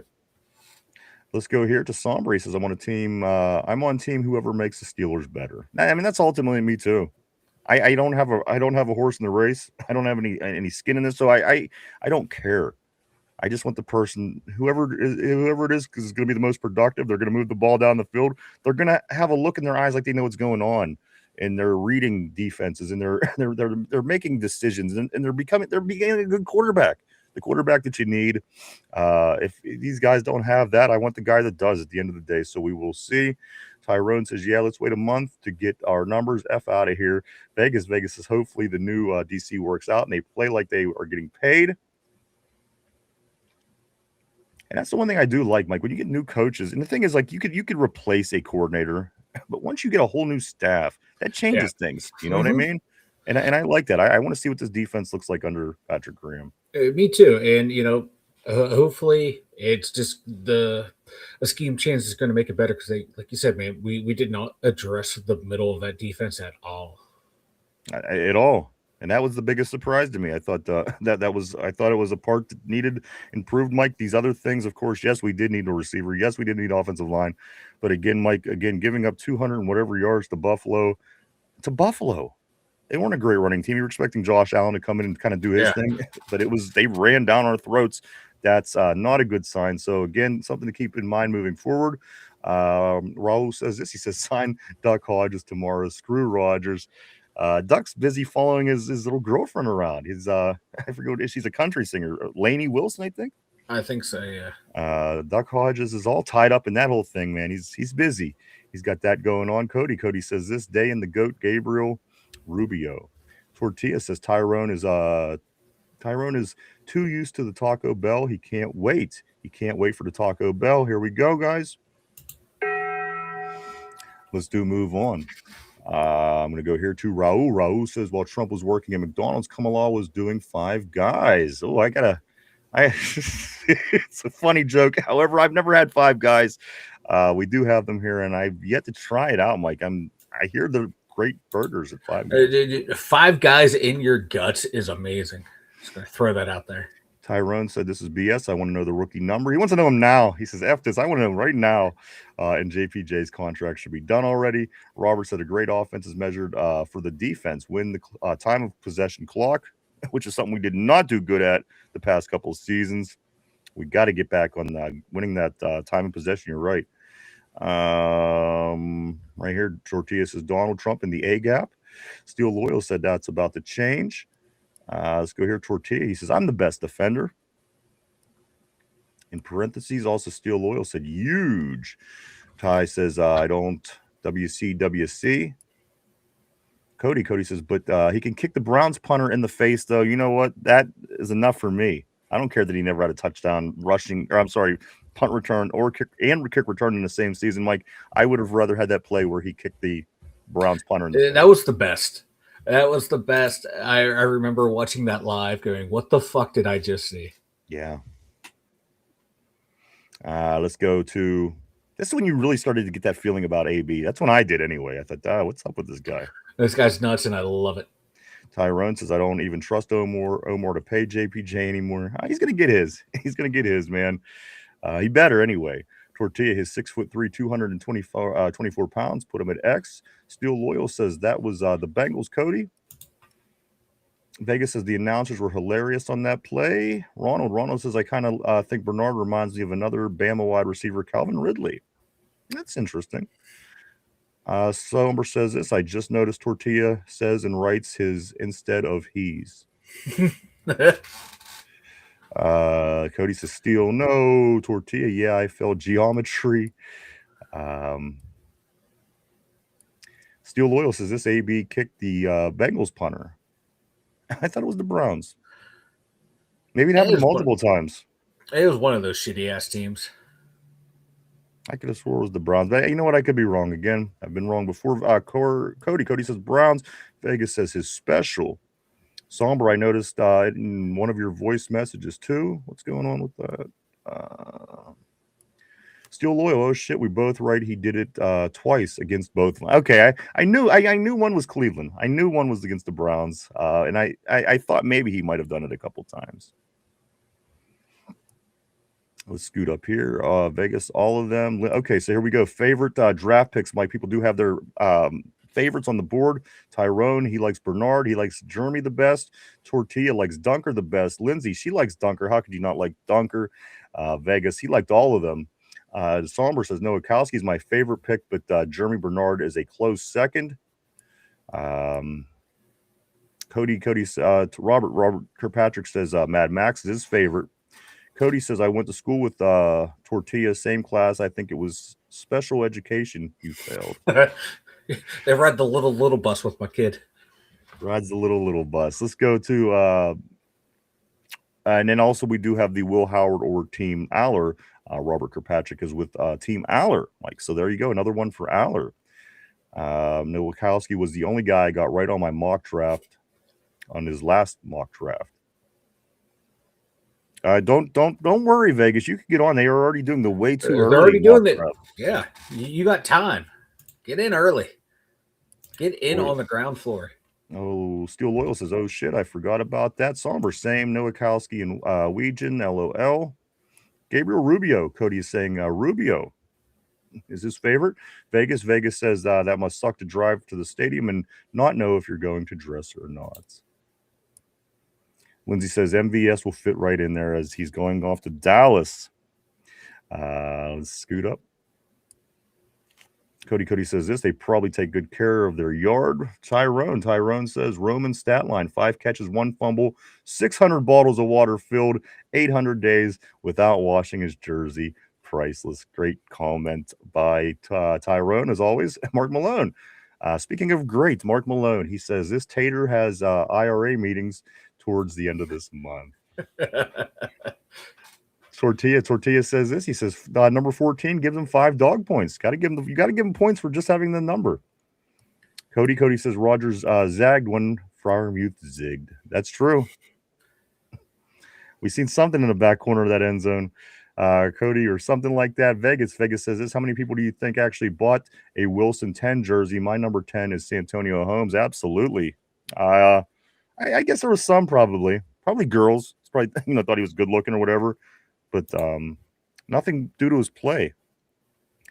Mike is jumping 4 on the board. Let me get to that point here where Vegas says is Howard a choice? Is Hal Allard a choice? You can pick anyone you want. You could pick a freakish hybrid like that if you wish. Vegas also says we're going to change the NFL and play 2 quarterbacks on every play. Team Rudolph is where Cody's going. Vegas says dude looks like Schmigel from the Lord of the Rings. I think that was probably about Beck, maybe. Vegas says, what the fuck did we get? Ice cream? When the fuck did we get ice cream? Did we get ice cream? Lindsay says, look how much they were paying him. He better be a number 1. Vegas says this special kids. What's that word, Mike? Chat jumped on me. Vegas, that special kid ADLIB ad-lib was hilarious. Yeah, ad-libbed. That's what I thought. Let's go to Christine. She says, I live next to Louisville, Kentucky. Unfortunately, Renegade is the favorite, or I would be betting on him. LOL, probably put him on a trifecta, though. Is this like the big one? Is this the the Kentucky Derby? The Kentucky Derby. Yeah. Now, is this that they have to? Is it like isn't there three of these big races? Yeah, the Kentucky Derby, the Preakness, and was it the Belmont Stakes for the Triple Crown? So now, is this the third one, like in the process, or this is the first one? Yeah, okay. But it's the biggest one of the year, though. Yeah, gotcha. That's pretty wild. Do you go to that, Christine? Do you go check? Do you go? Why? The reason I would never do it because it takes about 8 seconds. I remember back in the day, probably about 15 years or so ago, I was at work and somebody was like, hey, we're going to do this bet. We're going to see who do you think is going to win the horse race. And I watched it and I made a whole thing and it was like 13 seconds. The whole race lasted. So I don't know if people actually go, but it would be neat. Christine, you go down there. Cody says, do you guys get ice cream? Tyrone, update. DK will not be charged with the Lions fan case. They said the fan was not injured or seek medical attention. No more free DK. Somber says, laughing my ass off. Pause as fuck. Let's scoot up here to Vegas. Dude wanted 100 million. Cody says, whoa, Sandusky coming out.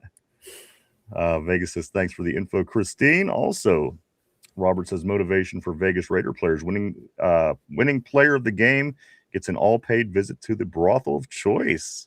I like that. I'd like this, yeah, for sure. Let's go right here. Let's go to the super chat. Tortilla, I do want to say thank you so much, Mike. We need a sound effect. One thing I'm realizing when I'm seeing a lot of people doing super chats on shows like this, they have like a music or a sound or a buzzer. We gotta come up with something. Let me see if I could find something here. How about this? The thing is, I don't have really anything set up for here. Let's go with this.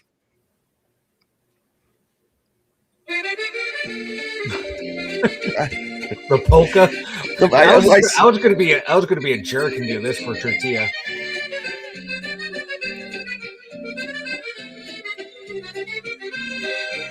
All right, good.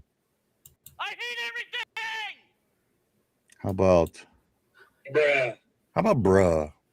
When somebody does a super chat, we'll bruh it. It's a loss.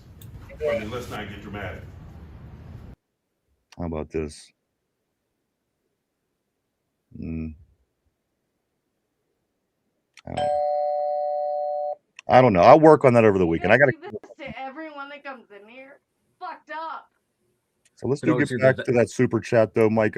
Tortilla super chat 5. We do appreciate you, my friend. Brother. Absolutely, thank you so much. I swear I'll work on a bell. I will. Do a Tomlinism. Tortilla's saying. Let's go to Tortilla where he says this. My bus was so small it was in the Guinness Book of World Records for the smallest bus. And I think we should talk a little bit more because, like I said, I'm watching the show, Mike, and like whenever somebody does the super chat, they do like a sound and like they talk about it for a few minutes just because it's a little extra, I guess. I don't know. So let's talk about that for a minute. Let's talk about Tortilla's short bus. Okay, so my kid's short bus has like 5 windows. Tortilla, how many windows did your short bus have? I thought you said it didn't have any windows, which I think would have made it 100 times better if it had no windows. Oh, if it had no windows, my kid's sitting there licking the piece of metal instead of the window. So there you go, guys. I do want to say thank you, Tortilla. Not making a joke of it, of course. How about this? Because it's like a royal thing. It's like somebody, Yeah. I don't know. Don't go by me. I'll work on it. Let's get back on the board.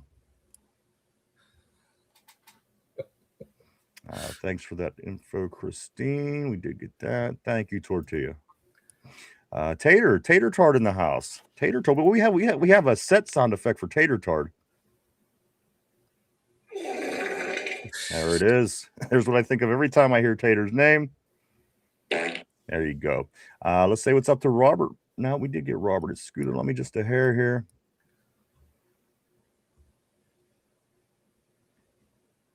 All right. Tyrone says, "Oh, Lord Vegas is first Saturday in May every year." Okay. Now listen, I'm still learning. I'm going to get this life thing eventually. I swear to you. I swear. Vegas says, "I bet Christine has a bunch of cool hats she wore to the Derby." Let's go to Christmas, guys. And the weather you guys have, hot cocoa is the cure. Hot cocoa is always a good thing for sure. Christophus Tortilla says, "I hate everything. Thanks for the super chat." There you go. Exactly. We hate everything. We're thankful for that, though. Let's scoot along here to Christine. She says, "I've went a couple times. It's fun. Dresses and big hats, hang out with rich people for the day. We have a Derby party every year on the lake, though. It's a lot cheaper than going to the Derby." And again, the event's like 15 seconds. How much can it cost you to get in and watch a horse run 100 yards or whatever it is? Right. Yeah, even if there are like other smaller races that happen before it, it's still they run. It's done. All right, cool. Going home. Right. Maybe I just don't get it. Listen, I'm not bad mouthing. I just don't get it. If I grew up there, I'm sure I would get it. If I knew how to bet on it, I would get it. Vegas says, "You got to change your little picture, Tortilla. I hate his face. It's annoying." I can't even tell who that is. It's Carson Beck. Oh, okay. I can see it now that you say that. Oh, yeah, I see it now. Let's go here, Tyrone. Tortilla, you hell for that. Laugh my ass off. Let's go here to Cody says this tortilla also sat in the back. He sat in the back of the little bus. That's bad when you're sitting in the back of the little bus. That's where they keep the special. You know what? Things really changed though, because when I was in school, the cool kids sat in the back of the bus. Yeah, like they made the weirdos sit in the front, and the cool kids just kept walking all the way to the back. yeah. And I don't know when that changed, because back in the day, it was insulting to sit in the back of the bus. Now, again, sitting in the back of the bus, it seems to be a bad thing, but the back of the bus was a good thing. It was a good thing when we were kids, because you could get into trouble back there. You could kind of do what you're doing and mess with the people in front of you. Exactly. Yeah. I just never understood that. I always liked the back, way in the back. I don't want anybody behind me. You had a bunch of teenagers. You don't want anybody sitting right behind you. Who knows what the hell they're doing? Let's go to tortilla. It was actually an ice cream truck. Ty says, I need to get high again. Hey, man, it doesn't hurt every once in a while, brother. I mean, now that it's legal, you know, what's the difference? Who cares, you know? Lindsay, what the fuck, Tyrone? Tyrone says, sorry, I've been thinking about smoking lately. That's good. Dude, listen, it's no worse than drinking. It's no worse than drinking. Let's get back to some things, Mike. I do want to get into this real quick because I mentioned it. Let's talk about, for just a moment, the Iowa pipeline with our Pittsburgh Steelers. You know, people kind of have been noticing over time, like, that we've been grabbing all these players that had played out of Iowa, of course. Yeah. And I think that I have it somewhere. At least I thought I did. Here it is, Mike. This is the list of guys on our team right now that are out of Iowa. People could say, you know what, the Steelers, they drafted a few Georgia guys there for a while. They go heavy on Penn State a lot of times, Mike. But this Iowa pipeline, where they even wear the same uniforms. I mean, it's almost like a prep school, Right? for guys going to play for the Steelers. I'm like, listen to this.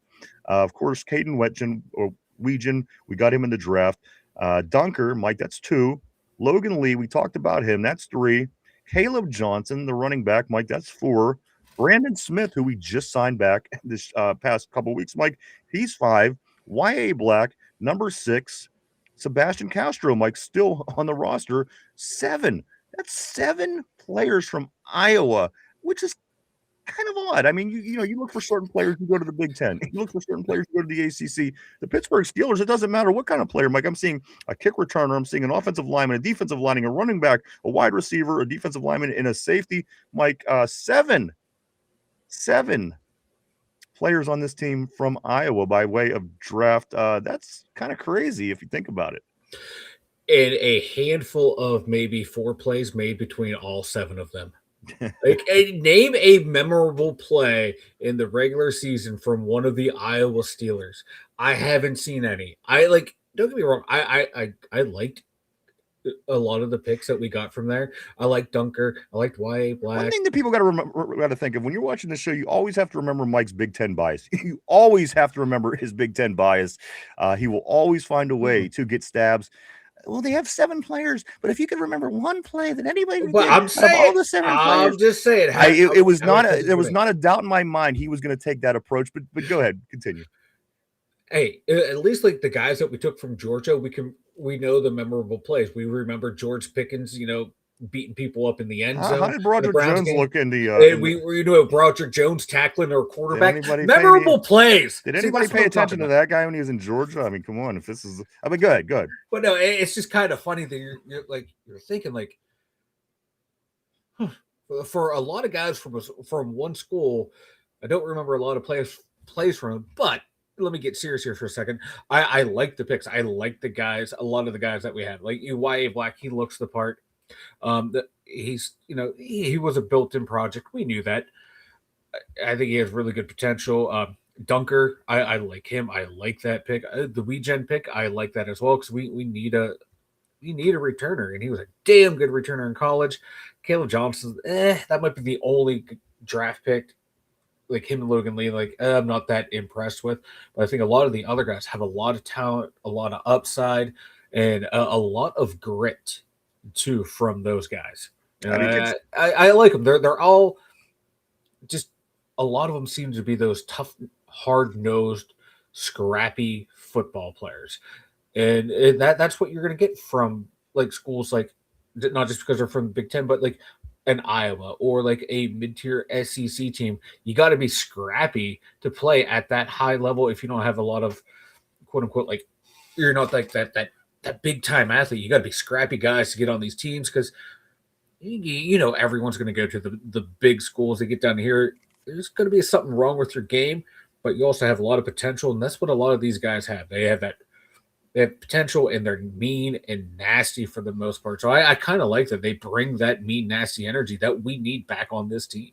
And I like how Mike, he went on to assess them and say nobody's made a memorable play when about 3 or 4 of the guys have not even played on the team yet. They were just in the draft. So, yeah. Again, you like how I tried to slide that one. We're gonna put together a segment. It'll be like the Penn State corner, and you can just give your Penn State JPJ opinions baby on every player that comes out. Of course, Pat Fryermuth and JPJ. So anyway, only the good ones. The bad ones we ain't talking about. And you better damn well believe if Drew Aller isn't perfect, boy, you are not going to not hear the end of that for the next. I'm the one who said he sucks and we shouldn't have drafted him. Well, anytime that anything happens, believe me, the Kenny Pickett thing is going to come around. It goes around, comes around. He better be perfect is all I got to say. Let's move on the board, though. A lot still going on. Like we still have to get to we're going to get to the division to see how the division drafted in just a couple of moments here. Let me get through some of these messages, though. I don't want to leave anybody out. You know me. I'm insane about this shit. So let's make sure we get everybody in here. Let's go to let's go where are we going? We're going around here somewhere. Ty, sorry, I've been thinking about smoking. We did get that one. Yeah.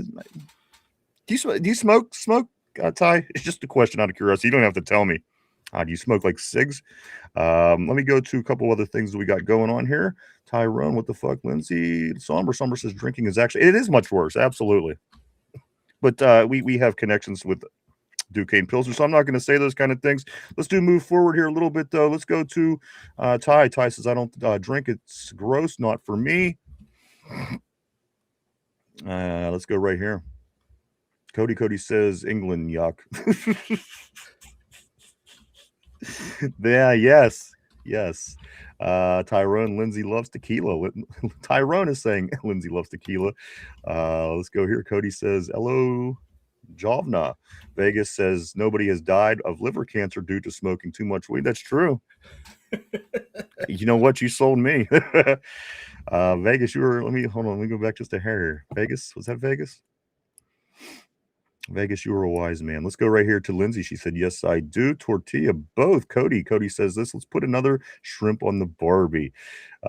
Shrimp on the Derpy. Shrimp on the Derpy is what Tortilla is saying on the board, Mike. Of course. Derpy. Let's go on here. Let's go to Tyrone. Tyrone says every game she drink after the first drive, which a lot of us do. Even if you're not into drinking, most people during Steeler games do start right after that first drive. Lindsay says, I just like Dunker's hair. I don't care if he's good. And that's going to be big in Pittsburgh. Believe me, Lindsay. People are going to love him. You watch. Let's go to Vegas. KG's kickoff fumble last year. Yeah, come on, Mike. What about the fumble in the end zone? You can't say that's not memorable from KJ last year? Are you crazy? It was memorable. I was trying to put a positive light on their achievements or lack thereof. Tortilla says this: half of our special team players are going to be Hawkeyes. Hey, go back and watch the Iowa's special teams to see how we're going to do. Hey, man, if it's half of as good as they were, I will take it. All the way down to the threads, you'll be able to get a good idea. Let's go to Christine. She says this: betting is part of the fun, LOL, but you can do that online without going, but it's an all-day thing from Thursday to Derby. Thurby, they call it. It's a little too fancy for me, though. I'm a jeans and cowboy boots girl. Again, if it's an all-day thing and it's like a festival and you kind of get out and have fun, I can see that. But the actual thing itself, I've literally went through that, and it's under 20 seconds. It really is. Roman sucks is what Ty is saying. Also, Christine says it's a huge deal. I can imagine. Louisville, Kentucky, for sure. Tyrone says, Mike, JPJ's the GOAT. He's gonna get his bag. Somber, 2 weeks ago, Tyrone was saying Roman receiver for Hope. He gets a fresh start now. It's like, fuck Roman. He's trash. He's a bum. Lindsay says, God, Kenny Pickett. Cody says, lies. Mike, you love Drew Aller. Not just because he's your from your team. You don't like him. Mike, Cody's saying you love him. It might say Drew Aller #1 fan, but it should be Drew Aller #1 hater. how many times have I talked about him just breaking my heart in key big moments? I hope he can figure it out. I wish he was doing it on a different team, so I didn't have to sit here and just like relive 3 years of bad memories with him. I'm willing to give him a shot. I'm willing to give Will Howard a shot. I want whoever's the better one I do to get the too. job. I I just mean, want to too. win But football games. it's fun. It's fun for the debate, to picking a side and all that shit. I just want whoever's the best. I will be the biggest Drew Aller supporter when he does well, but I will be the biggest Drew Aller hater when he fucks up. And you didn't actually say you'd be the biggest Will Howard supporter if he does well. You simply said that Drew Howard. You said if Drew Aller does good, I'll be his big supporter. But if Drew Aller does bad, I will speak out against him. No, still no good word about the Ohio State guy. I don't expect that to change. We'll certainly keep this under in our attention as we do move forward. Tortilla says Roman numerals for 14 is XIV. Do you all know who won Super Bowl XIV? We sure did. That's right, baby. I think we won 13 and 14. 13, 14, 12. What do we do? Like 9, 10, 13, and 14, I think. Let's go to Vegas.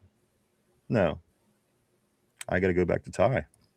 Ty says this, I used to for 5 years, then quit for 2 years, but now I've been wanting real fast.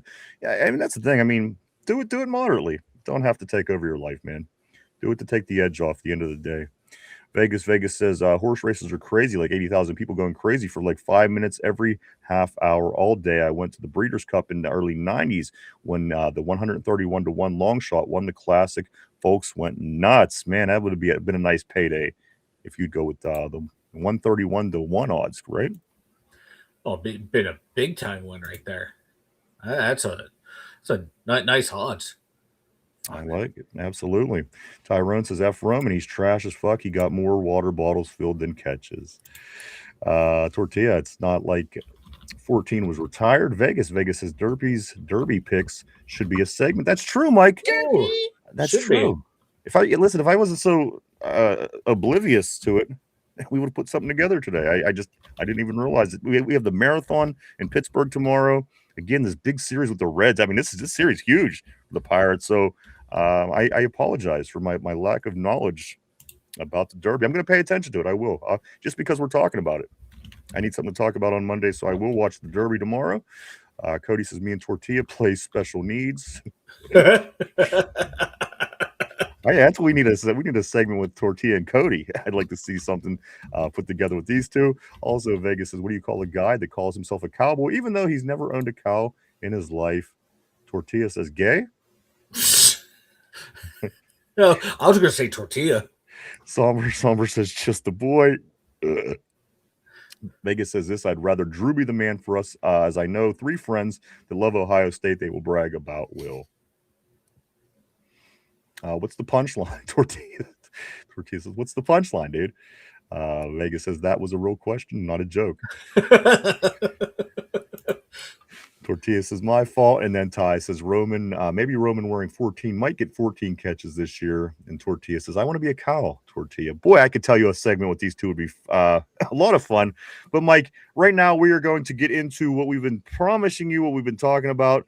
We're going to take a look at how the AFC North outside of the black and gold, how they fared, Mike, in the NFL draft this year. Again, it's going to be a week tomorrow since the draft has been over, if you can believe that. Let's take a look around the AFC North and see how everybody did around us, Mike. I'm going to start with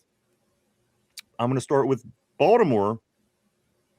Of course, they are the most relevant of teams in the division besides us. Let's go with their number 1 pick, Mike. Their first pick, Vega from Penn State, first round. You got to love that. But let me continue in. And some of these names people aren't going to recognize. People that do follow this and then really delve into the draft, Mike, they may recognize a lot of these names.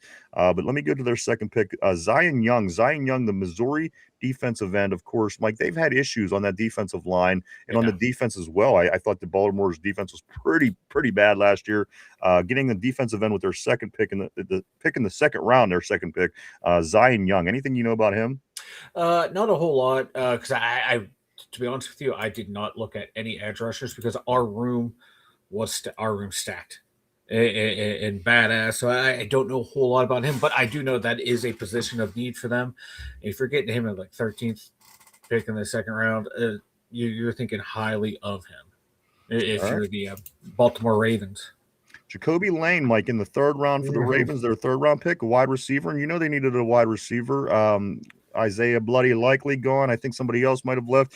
Baltimore receiver getting Jacoby Lane with that third pick. You like that? Oh, I love that pick. He was someone I had the I was looking at for the Steelers in the third round if we were trying to address O-line and D-line with the first two picks or double dipping receiver in the first 3 rounds. I like Lane. I think he's going to be a real good addition to there. He's not going to be your number one. He might play on the inside with Bateman on the outside, or they may kick him outside. He's going to get a lot of playing time because they need a bigger bodied receiver down there. Good pick by them. I really like Lane. All right, and then I'm going to get past this next pick, Mike, and then I'm just going to go through the picks. The wide receiver we just talked about, Jacoby Lane. Mike, they added another wide receiver in the fourth round with their first pick in the fourth round, Elijah Surratt out of Indiana, the wide receiver. You know, Indiana was very successful last year. They won a national championship. Mike, Elijah Surratt to the Ravens. He has the size and build you like. I wasn't a big fan of his game.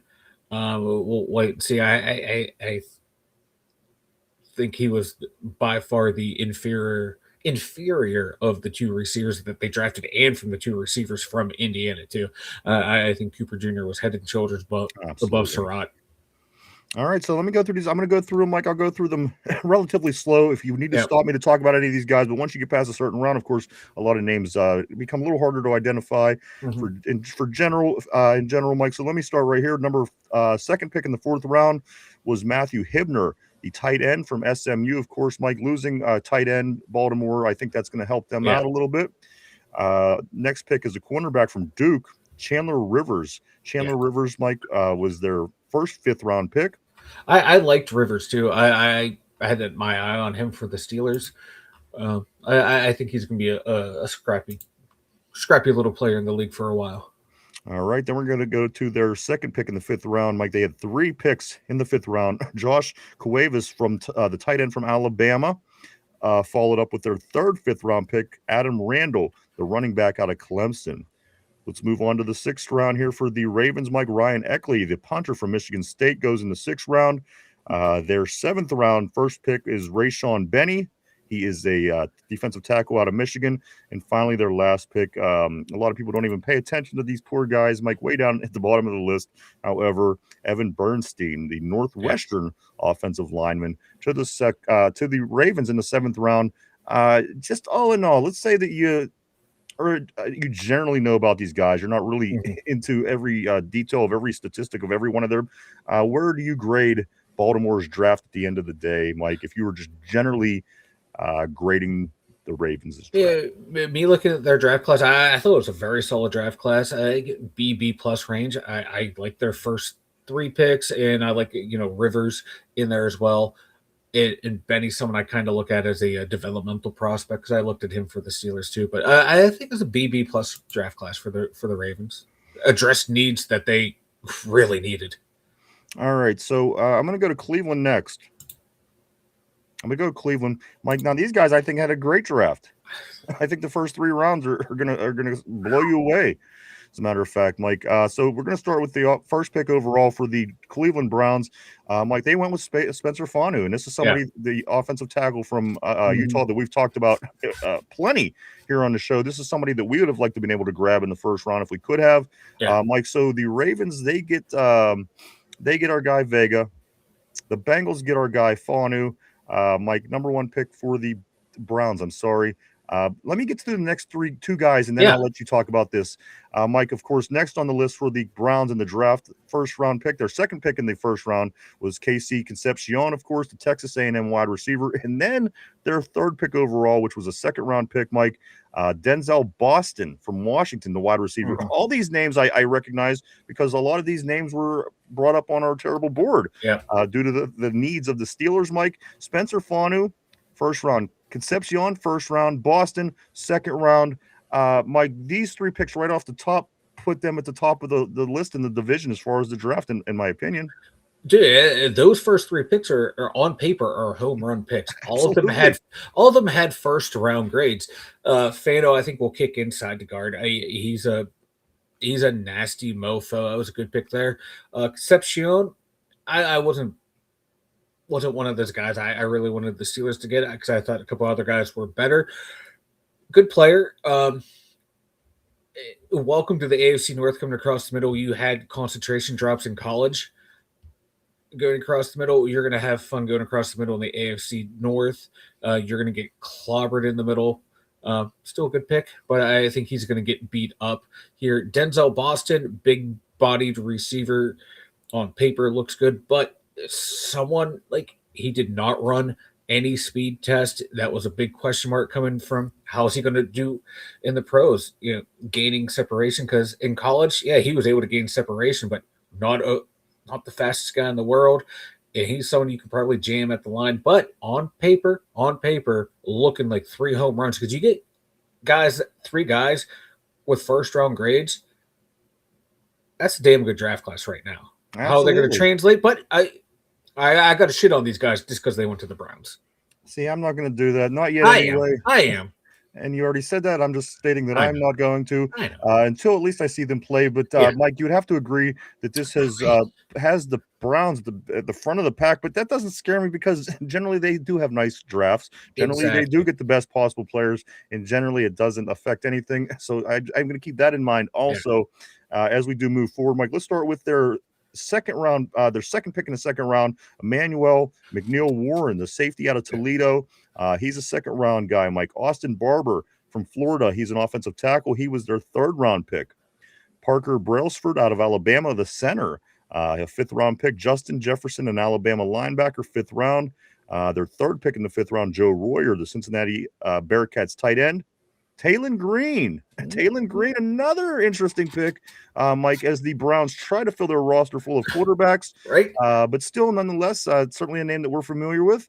And finally, Carson Ryan, Mike, the tight end out of BYU, heavy on the tight ends they are this year. But you know what? They know they needed this. They got tight ends, wide receivers, a quarterback. Yeah. Their defense is good enough, Mike, where they didn't have to really invest into that defense this offseason. Mike, overall, come on, 4 of these picks are guys that we totally wanted. We wanted. I mean, on the board, some people with the Talon Green. So again, at the end of the day, final thoughts on the Cleveland Browns draft and a grade. Give me a grade for these guys. I give them an A+ because McNeil Warren was also someone who was a borderline first round pick.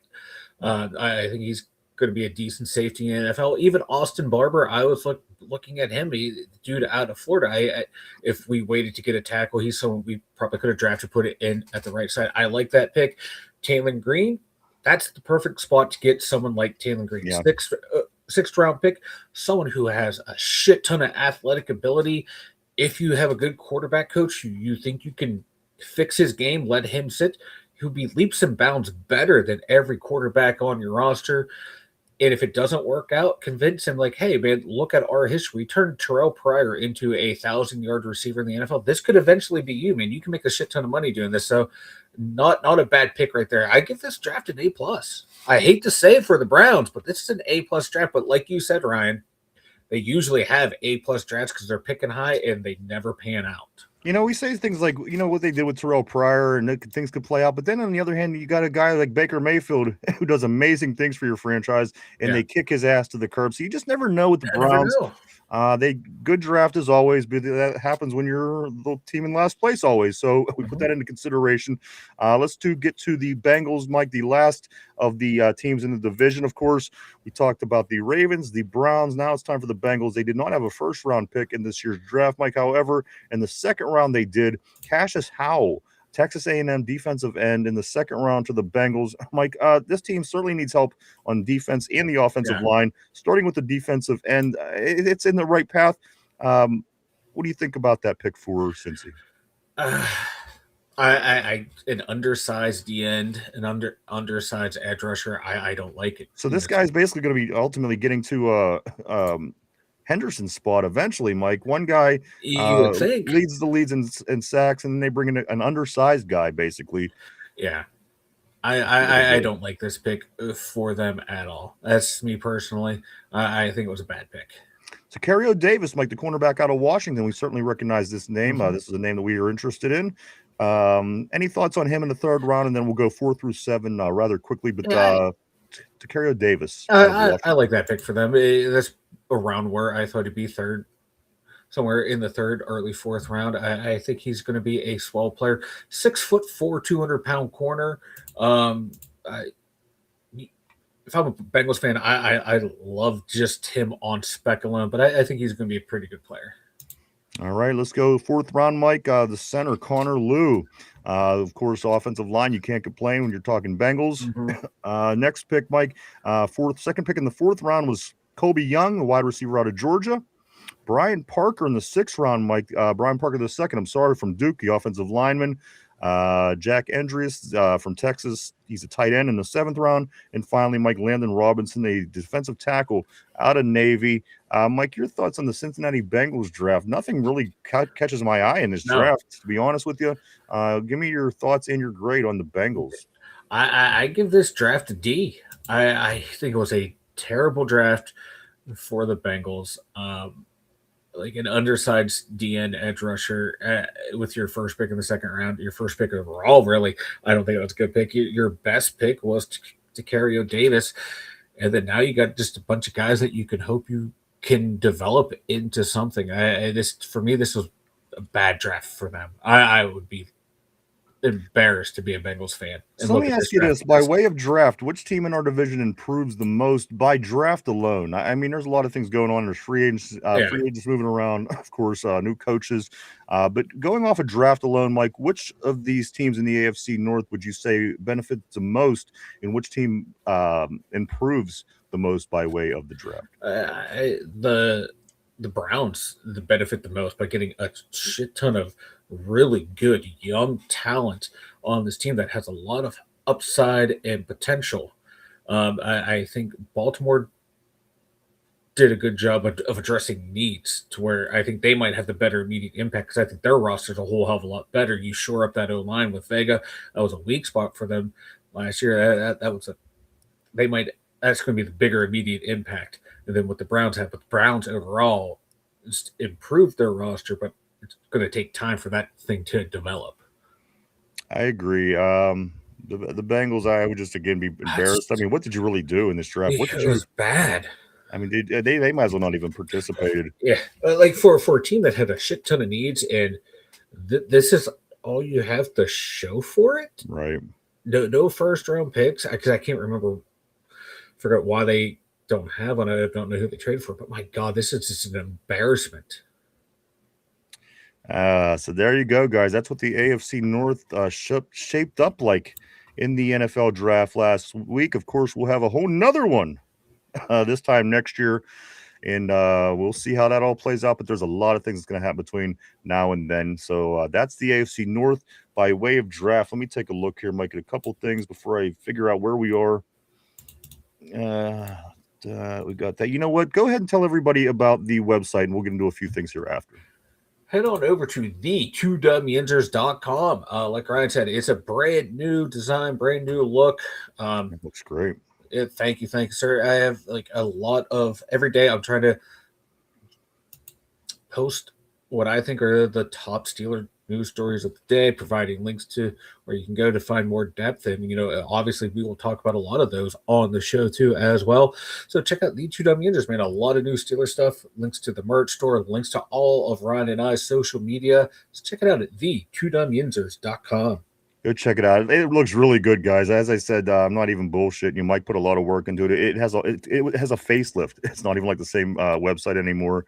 Go check it out. Again, has our alternate Steelers season logo on the site as well. So go check that out at www.the2dumyinzers.com. That's www.the2dumyinzers.com. Let me jump back on the board, Mike. I don't want to leave anybody hanging. Let's get through some of these messages. Tyrone says, Roman, get on steroids, man. Lindsay says, on his ass today. Somber, don't worry. I'll find the screenshots later. Let's go here to Christine. She says, I'm going with the Puma, Chief Wallaby, in the emerging market. And you know what? I'm going to go with what Christine says because I know next to nothing. So if any of those people win, let's just consider me a winner, Mike. I am going to go with Puma, Chief Wallaby in the emerging market. Those are my picks. So We'll see how that plays out. Lindsay says this. Somber said he's pulling receipts. Also, Lindsay says, fuck the Ravens, fuck the Browns, fuck the Bengals. They all still suck. And I couldn't agree with you more. That never changes. Let's go to Ty. Ty says probably be wide receiver 99 on the roster this year. Let's swing up here to Lindsay. No, he's definitely 3. Somber says the switch up needs to be studied. Ty says right 300. Let's go here to Ty. Follows up by saying no switch up. Ben knew he was ass. Lindsay said no, he's right behind Pittman. Let's do scoot up here to Ty. Loyal tried to feed me lies, man. Had to wake up from the dreamland. Tyrone says, Lindsay, don't start. He is watch Lindsay saying. Lindsay says Bernard has to sit all year. Not ready. Ty says this. Oh, right. Maybe 2 like Roman. Tortilla says the fuck is a Bernard. Nard. Lindsay says maybe. Let's go up here. Tyrone gonna be fumbling every time Roman runs a route. Tyrone says this. Laugh my ass off. Bernard, a rookie, maybe week 1 will have more catches than Roman. You know how sad that really is. Somber says this. They lost Njoku. That's true. They lost Janoku's still out there. Is it because of what injuries? I can't believe somebody just hasn't picked him up. He's a productive tight end. Yeah, I know. Injuries. He didn't play a whole lot last year, and I think the year before too. Age too, but he's still a productive guy. If you need like a number 2, number 3 tight end, I'd look into him. He's going to be able to come in cheap. You don't have to count on him to be the guy. You can limit his snaps to limit the injuries out there. He'd be a sneaky good pickup. Let's go here to Tortilla. Bernard going to be the best wide receiver ever. Vegas says they took Winslow Jr. instead of Big Ben. They sure did take Winslow. Yeah, they did. But you know what? Kellen Winslow Jr., there was a lot of speculation he was going to be great, and he just didn't turn out that way because he was a Brown. You see how that all works out? Kobe Young was a sneaky good pick, is what Somber is saying, and also Vegas says since they sure did get Dexter Lawrence. I couldn't remember. Thank you, Vegas. So again, if anything, I guess you could say that about it. Certainly wasn't by way of draft, but by way of free agency. Dexter Lawrence is on that defense now, so hopefully for them that will make some difference. I just don't know if it's going to make that much of a difference, Mike. That defense was like a wet paper bag last year. Again, I think that was a bad draft for what they needed. It just was. Yeah, like it's sexy Dexy. That's awesome. You get that sexy acquisition. Does it really change the tone and tenor of your defense? That's what There's I'm saying. not a whole lot around him. I don't think it did. All right, guys, let's get into the question of the day. Now that we are done, Mike, with draft questions, this is going to be a question. The big topic around town is the tackle position. They say it's one of the most important positions on the field, especially left tackle. So put on your thinking caps, guys. Put on your thinking cap, Mike. This is the question of the day. This is in regards to left tackles. Left tackles. Here we go. The left tackle is widely known as one of the most important positions on the field. Who protected Terry Bradshaw's backside on all 4 70s Steeler dynasty Super Bowl teams? Same guy, one name I'm looking for. This is one of the most important players on the Steelers dynasty team, Mike. And with that being said, you should know this, but I don't think a lot of people do. Let me read it one more time. The left tackle is widely known as one of the most important positions on the field. Who protected Terry Bradshaw's backside on the 70s Steelers dynasty? Mike, think that over.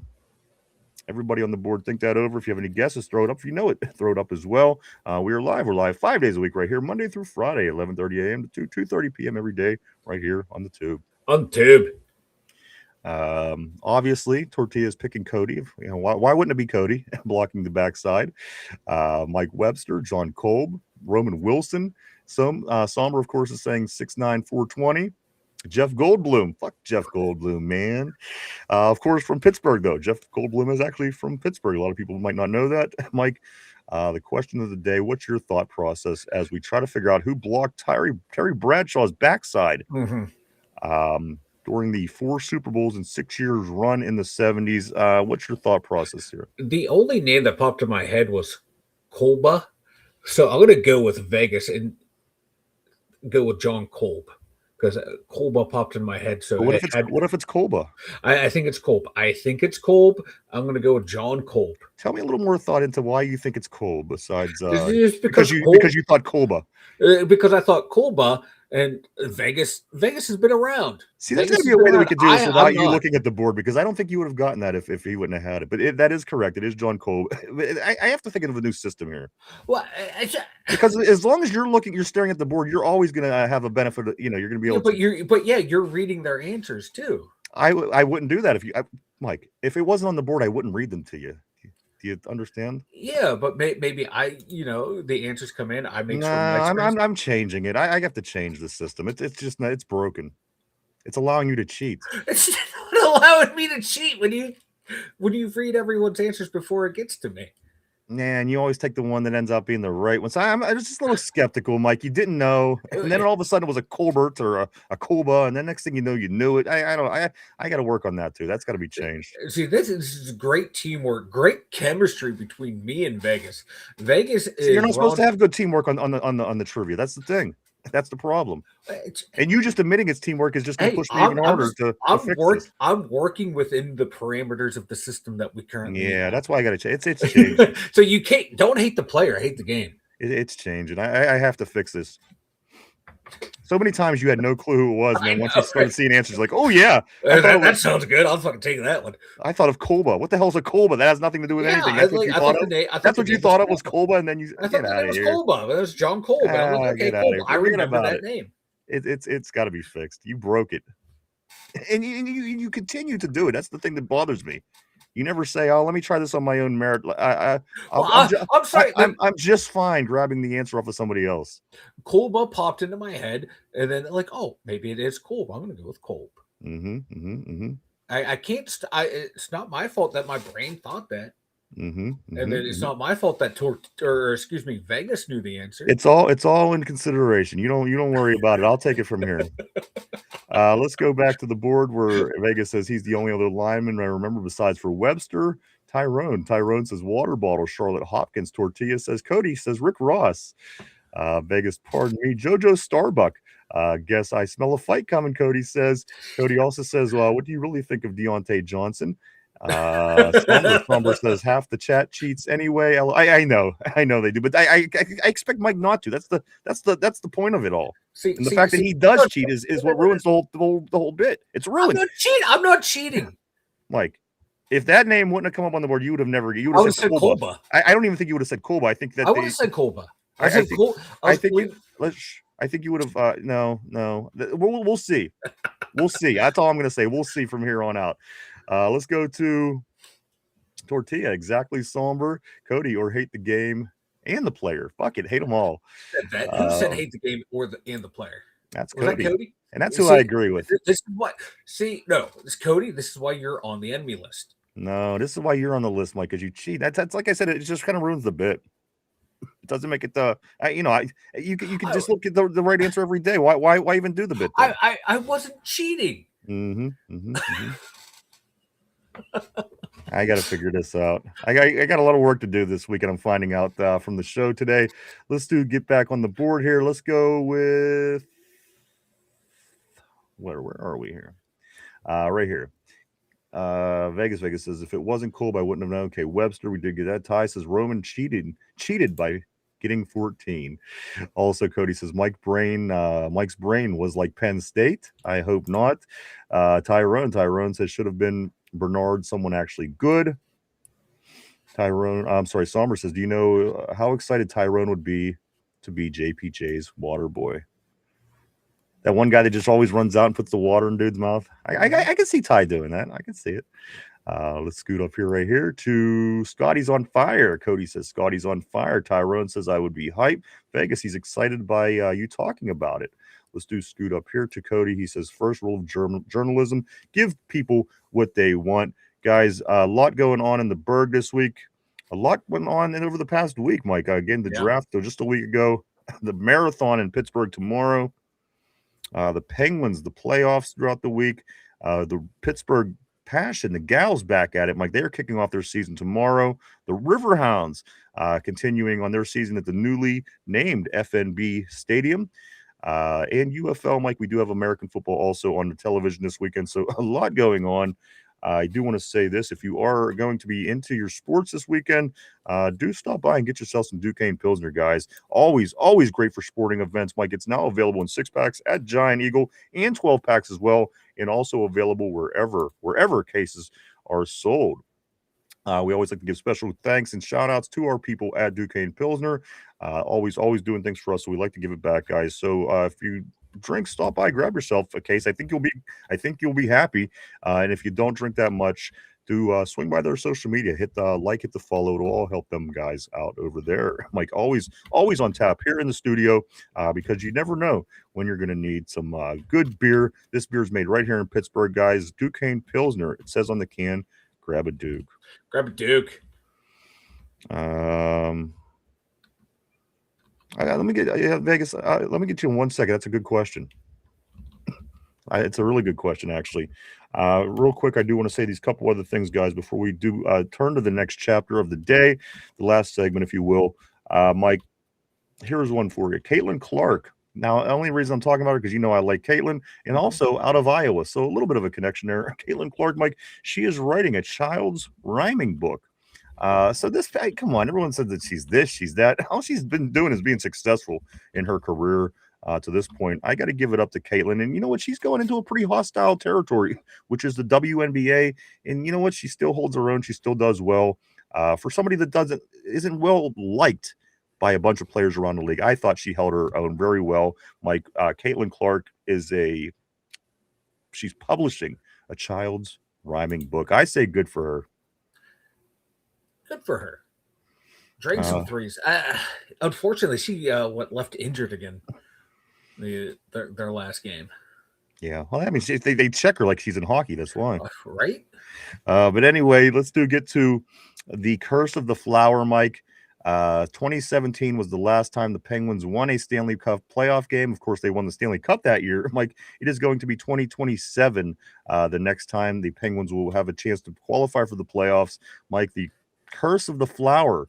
They have not won a single playoff round. As a matter of fact, no Pittsburgh team has since Marc-Andre Fleury left to go into the expansion draft and was selected by the Las Vegas Knights, Mike, Golden Knights. I'm sorry.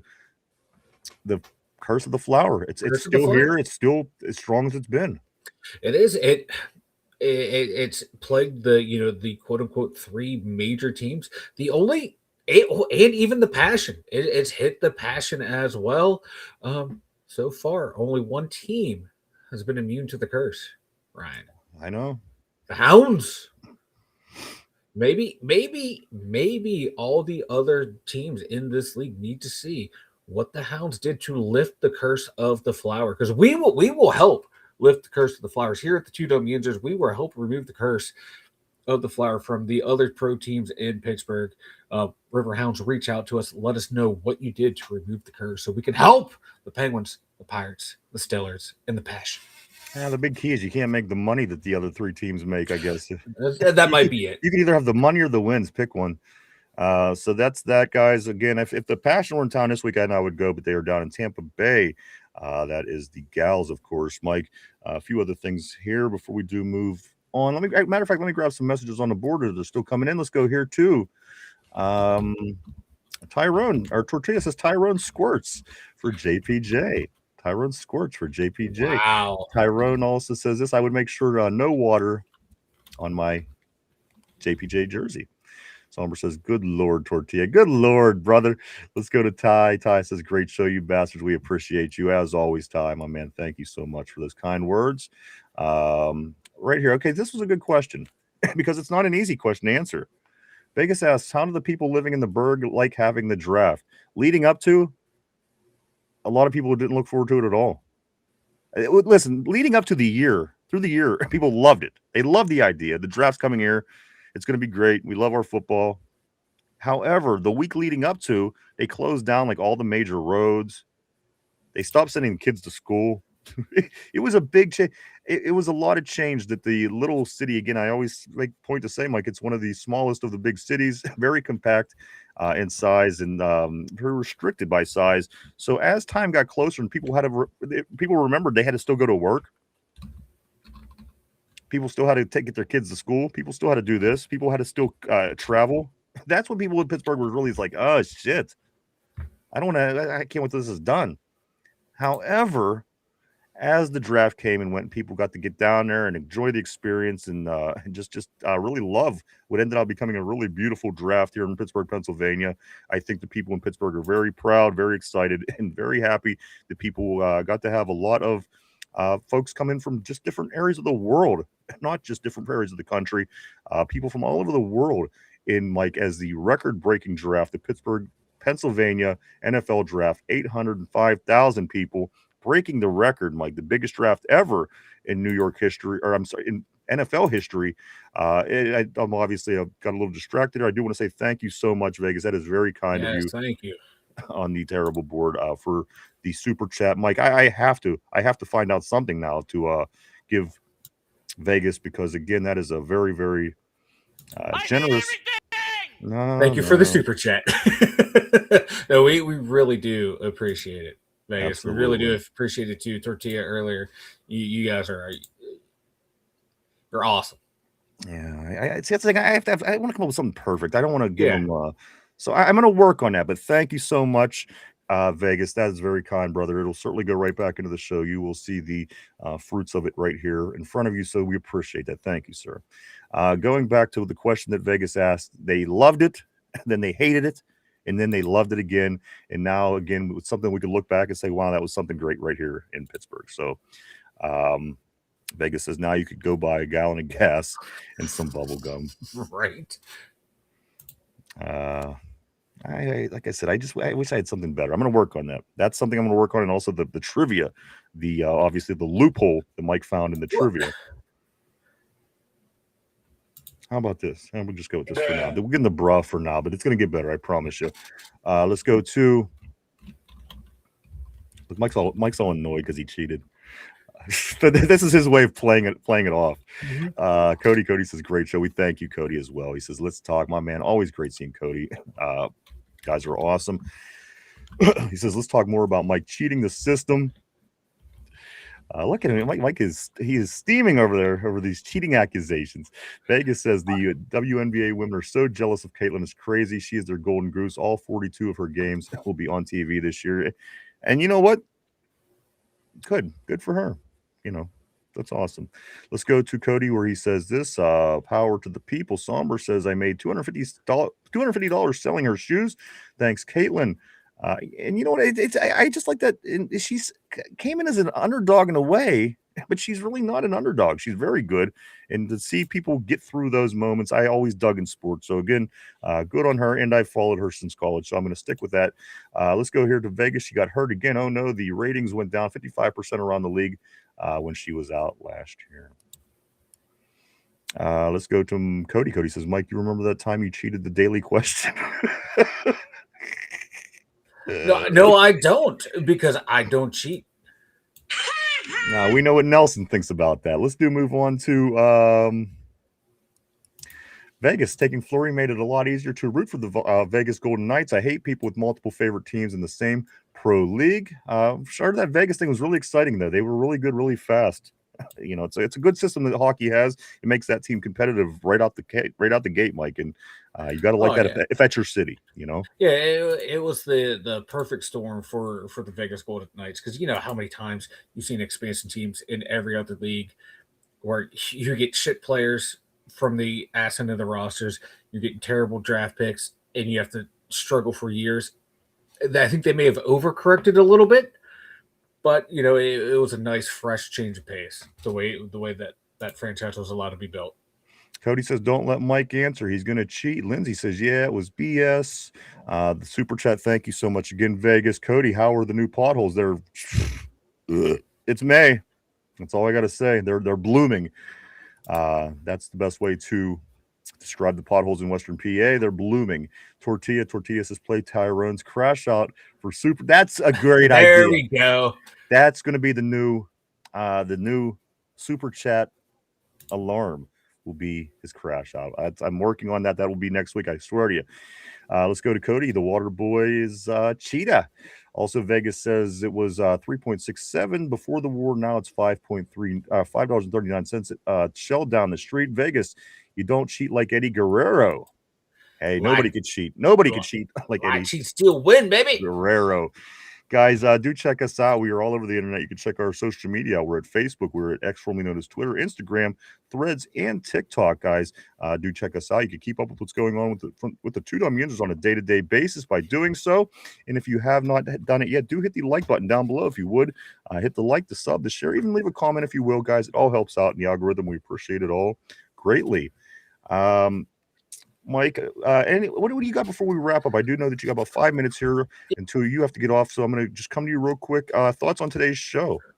The Browns may have had the best draft, and not only in the AFC North, but maybe the entire NFL, especially those first 4 picks, man. All guys with first-round grades. I'd like to see all those guys do well, but not for the Browns. So it's kind of a tough situation. If you're a Browns fan, Tater, you should be excited. That was a really good draft class, but they still have a long way to go. And I think even with the good draft that they had in the good draft the Ravens had, right now the Steelers are still the cream of the crop of the AFC North. I think we're the much more complete team from top to bottom. Quarterback may be a question. It's like 99% sure Aaron Rodgers is coming back. He might not be prime Aaron Rodgers, but we saw what he was able to do last year. And we upgraded the lines. We upgraded the offensive output. A new head coach who's been a head coach and has had great systems. Even with the draft class the other teams had, we're still kings of the North right now. The gap may have been closed a little bit with some of these teams, but it's not enough to overtake us right now. Tortilla says you can have a new Tyrone crash out every week. I would love that. Let's go here to a couple more messages here before we do wrap it up for the week.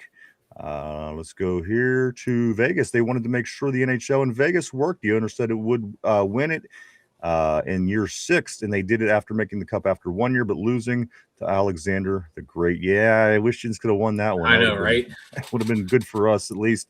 Let's scoot up here to the very last message of the day. Cody says, just because the water boy's a cheater doesn't mean we can't kick some bulldog ass, guys. Mike, we are wrapping it up for the week. There's a lot going on. Don't forget the Bucco series with the Reds. Huge this week. Also, the UFL on through the rest of the weekend, having Friday, Saturday, and Sunday games. If you are ready for some American football on TV, that is out there this weekend. Also, the Pittsburgh Riverhounds at home. Hosting Phoenix Rising. That is a 7 o'clock start tomorrow. And the Pittsburgh Passion kicking off their season. Of course, our gals here in Pittsburgh, they're in Tampa Bay starting off their season tomorrow at 6 o'clock. That is the Pittsburgh Passion. We will be back Monday bright and early to go over everything. Go over everything we went over, or everything that's going to happen this weekend. Everything that's going on with the Steelers. We'll be getting into that at our regular time on Monday. We hope to see everybody back then.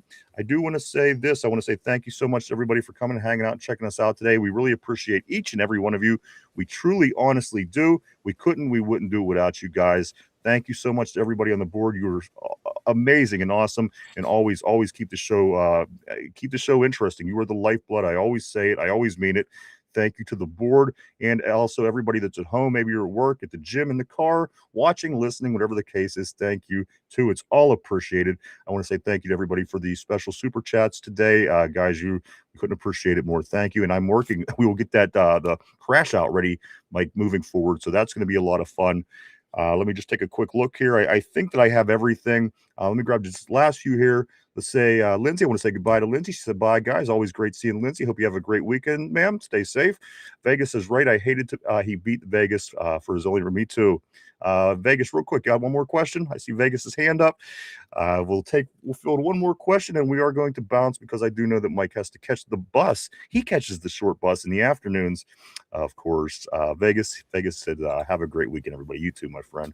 Thank you so much, everybody, for coming and hanging out. Again, we'll be back Monday morning, afternoon, with all the up-to-date Pittsburgh sports news and Mike. It'll be the week of rookie camp for our Steelers next Friday. It's all coming. It's coming fast. So we'll be here for it. We hope that you're all here. She was okay. Vegas was waving at Lindsay. Mike, I say we all do. Let's all wave at Lindsay. There you go, Lindsay. That's special for you. We're waving to Lindsay. But besides for that, Mike, I'm going to swing around to you because I know you got to get to the bus. Anything before we go? Speak now or forever hold your peace. Have a great weekend, everyone. See you back here Monday. All right. Thank you so much for that, guys. We do thank you so much. We hope to see everybody back Monday. We hope everybody has a great weekend. Stay safe, and we'll get back at it to start the week, guys. Have fun, behave, stay out of trouble. And, of course, Lindsay, thank you as well, guys. For Finch, for Derpy, for RB, for Chop, for Mike, myself, the two Dum Yinzers. Have a great weekend, and we'll see you Monday. Bye-bye.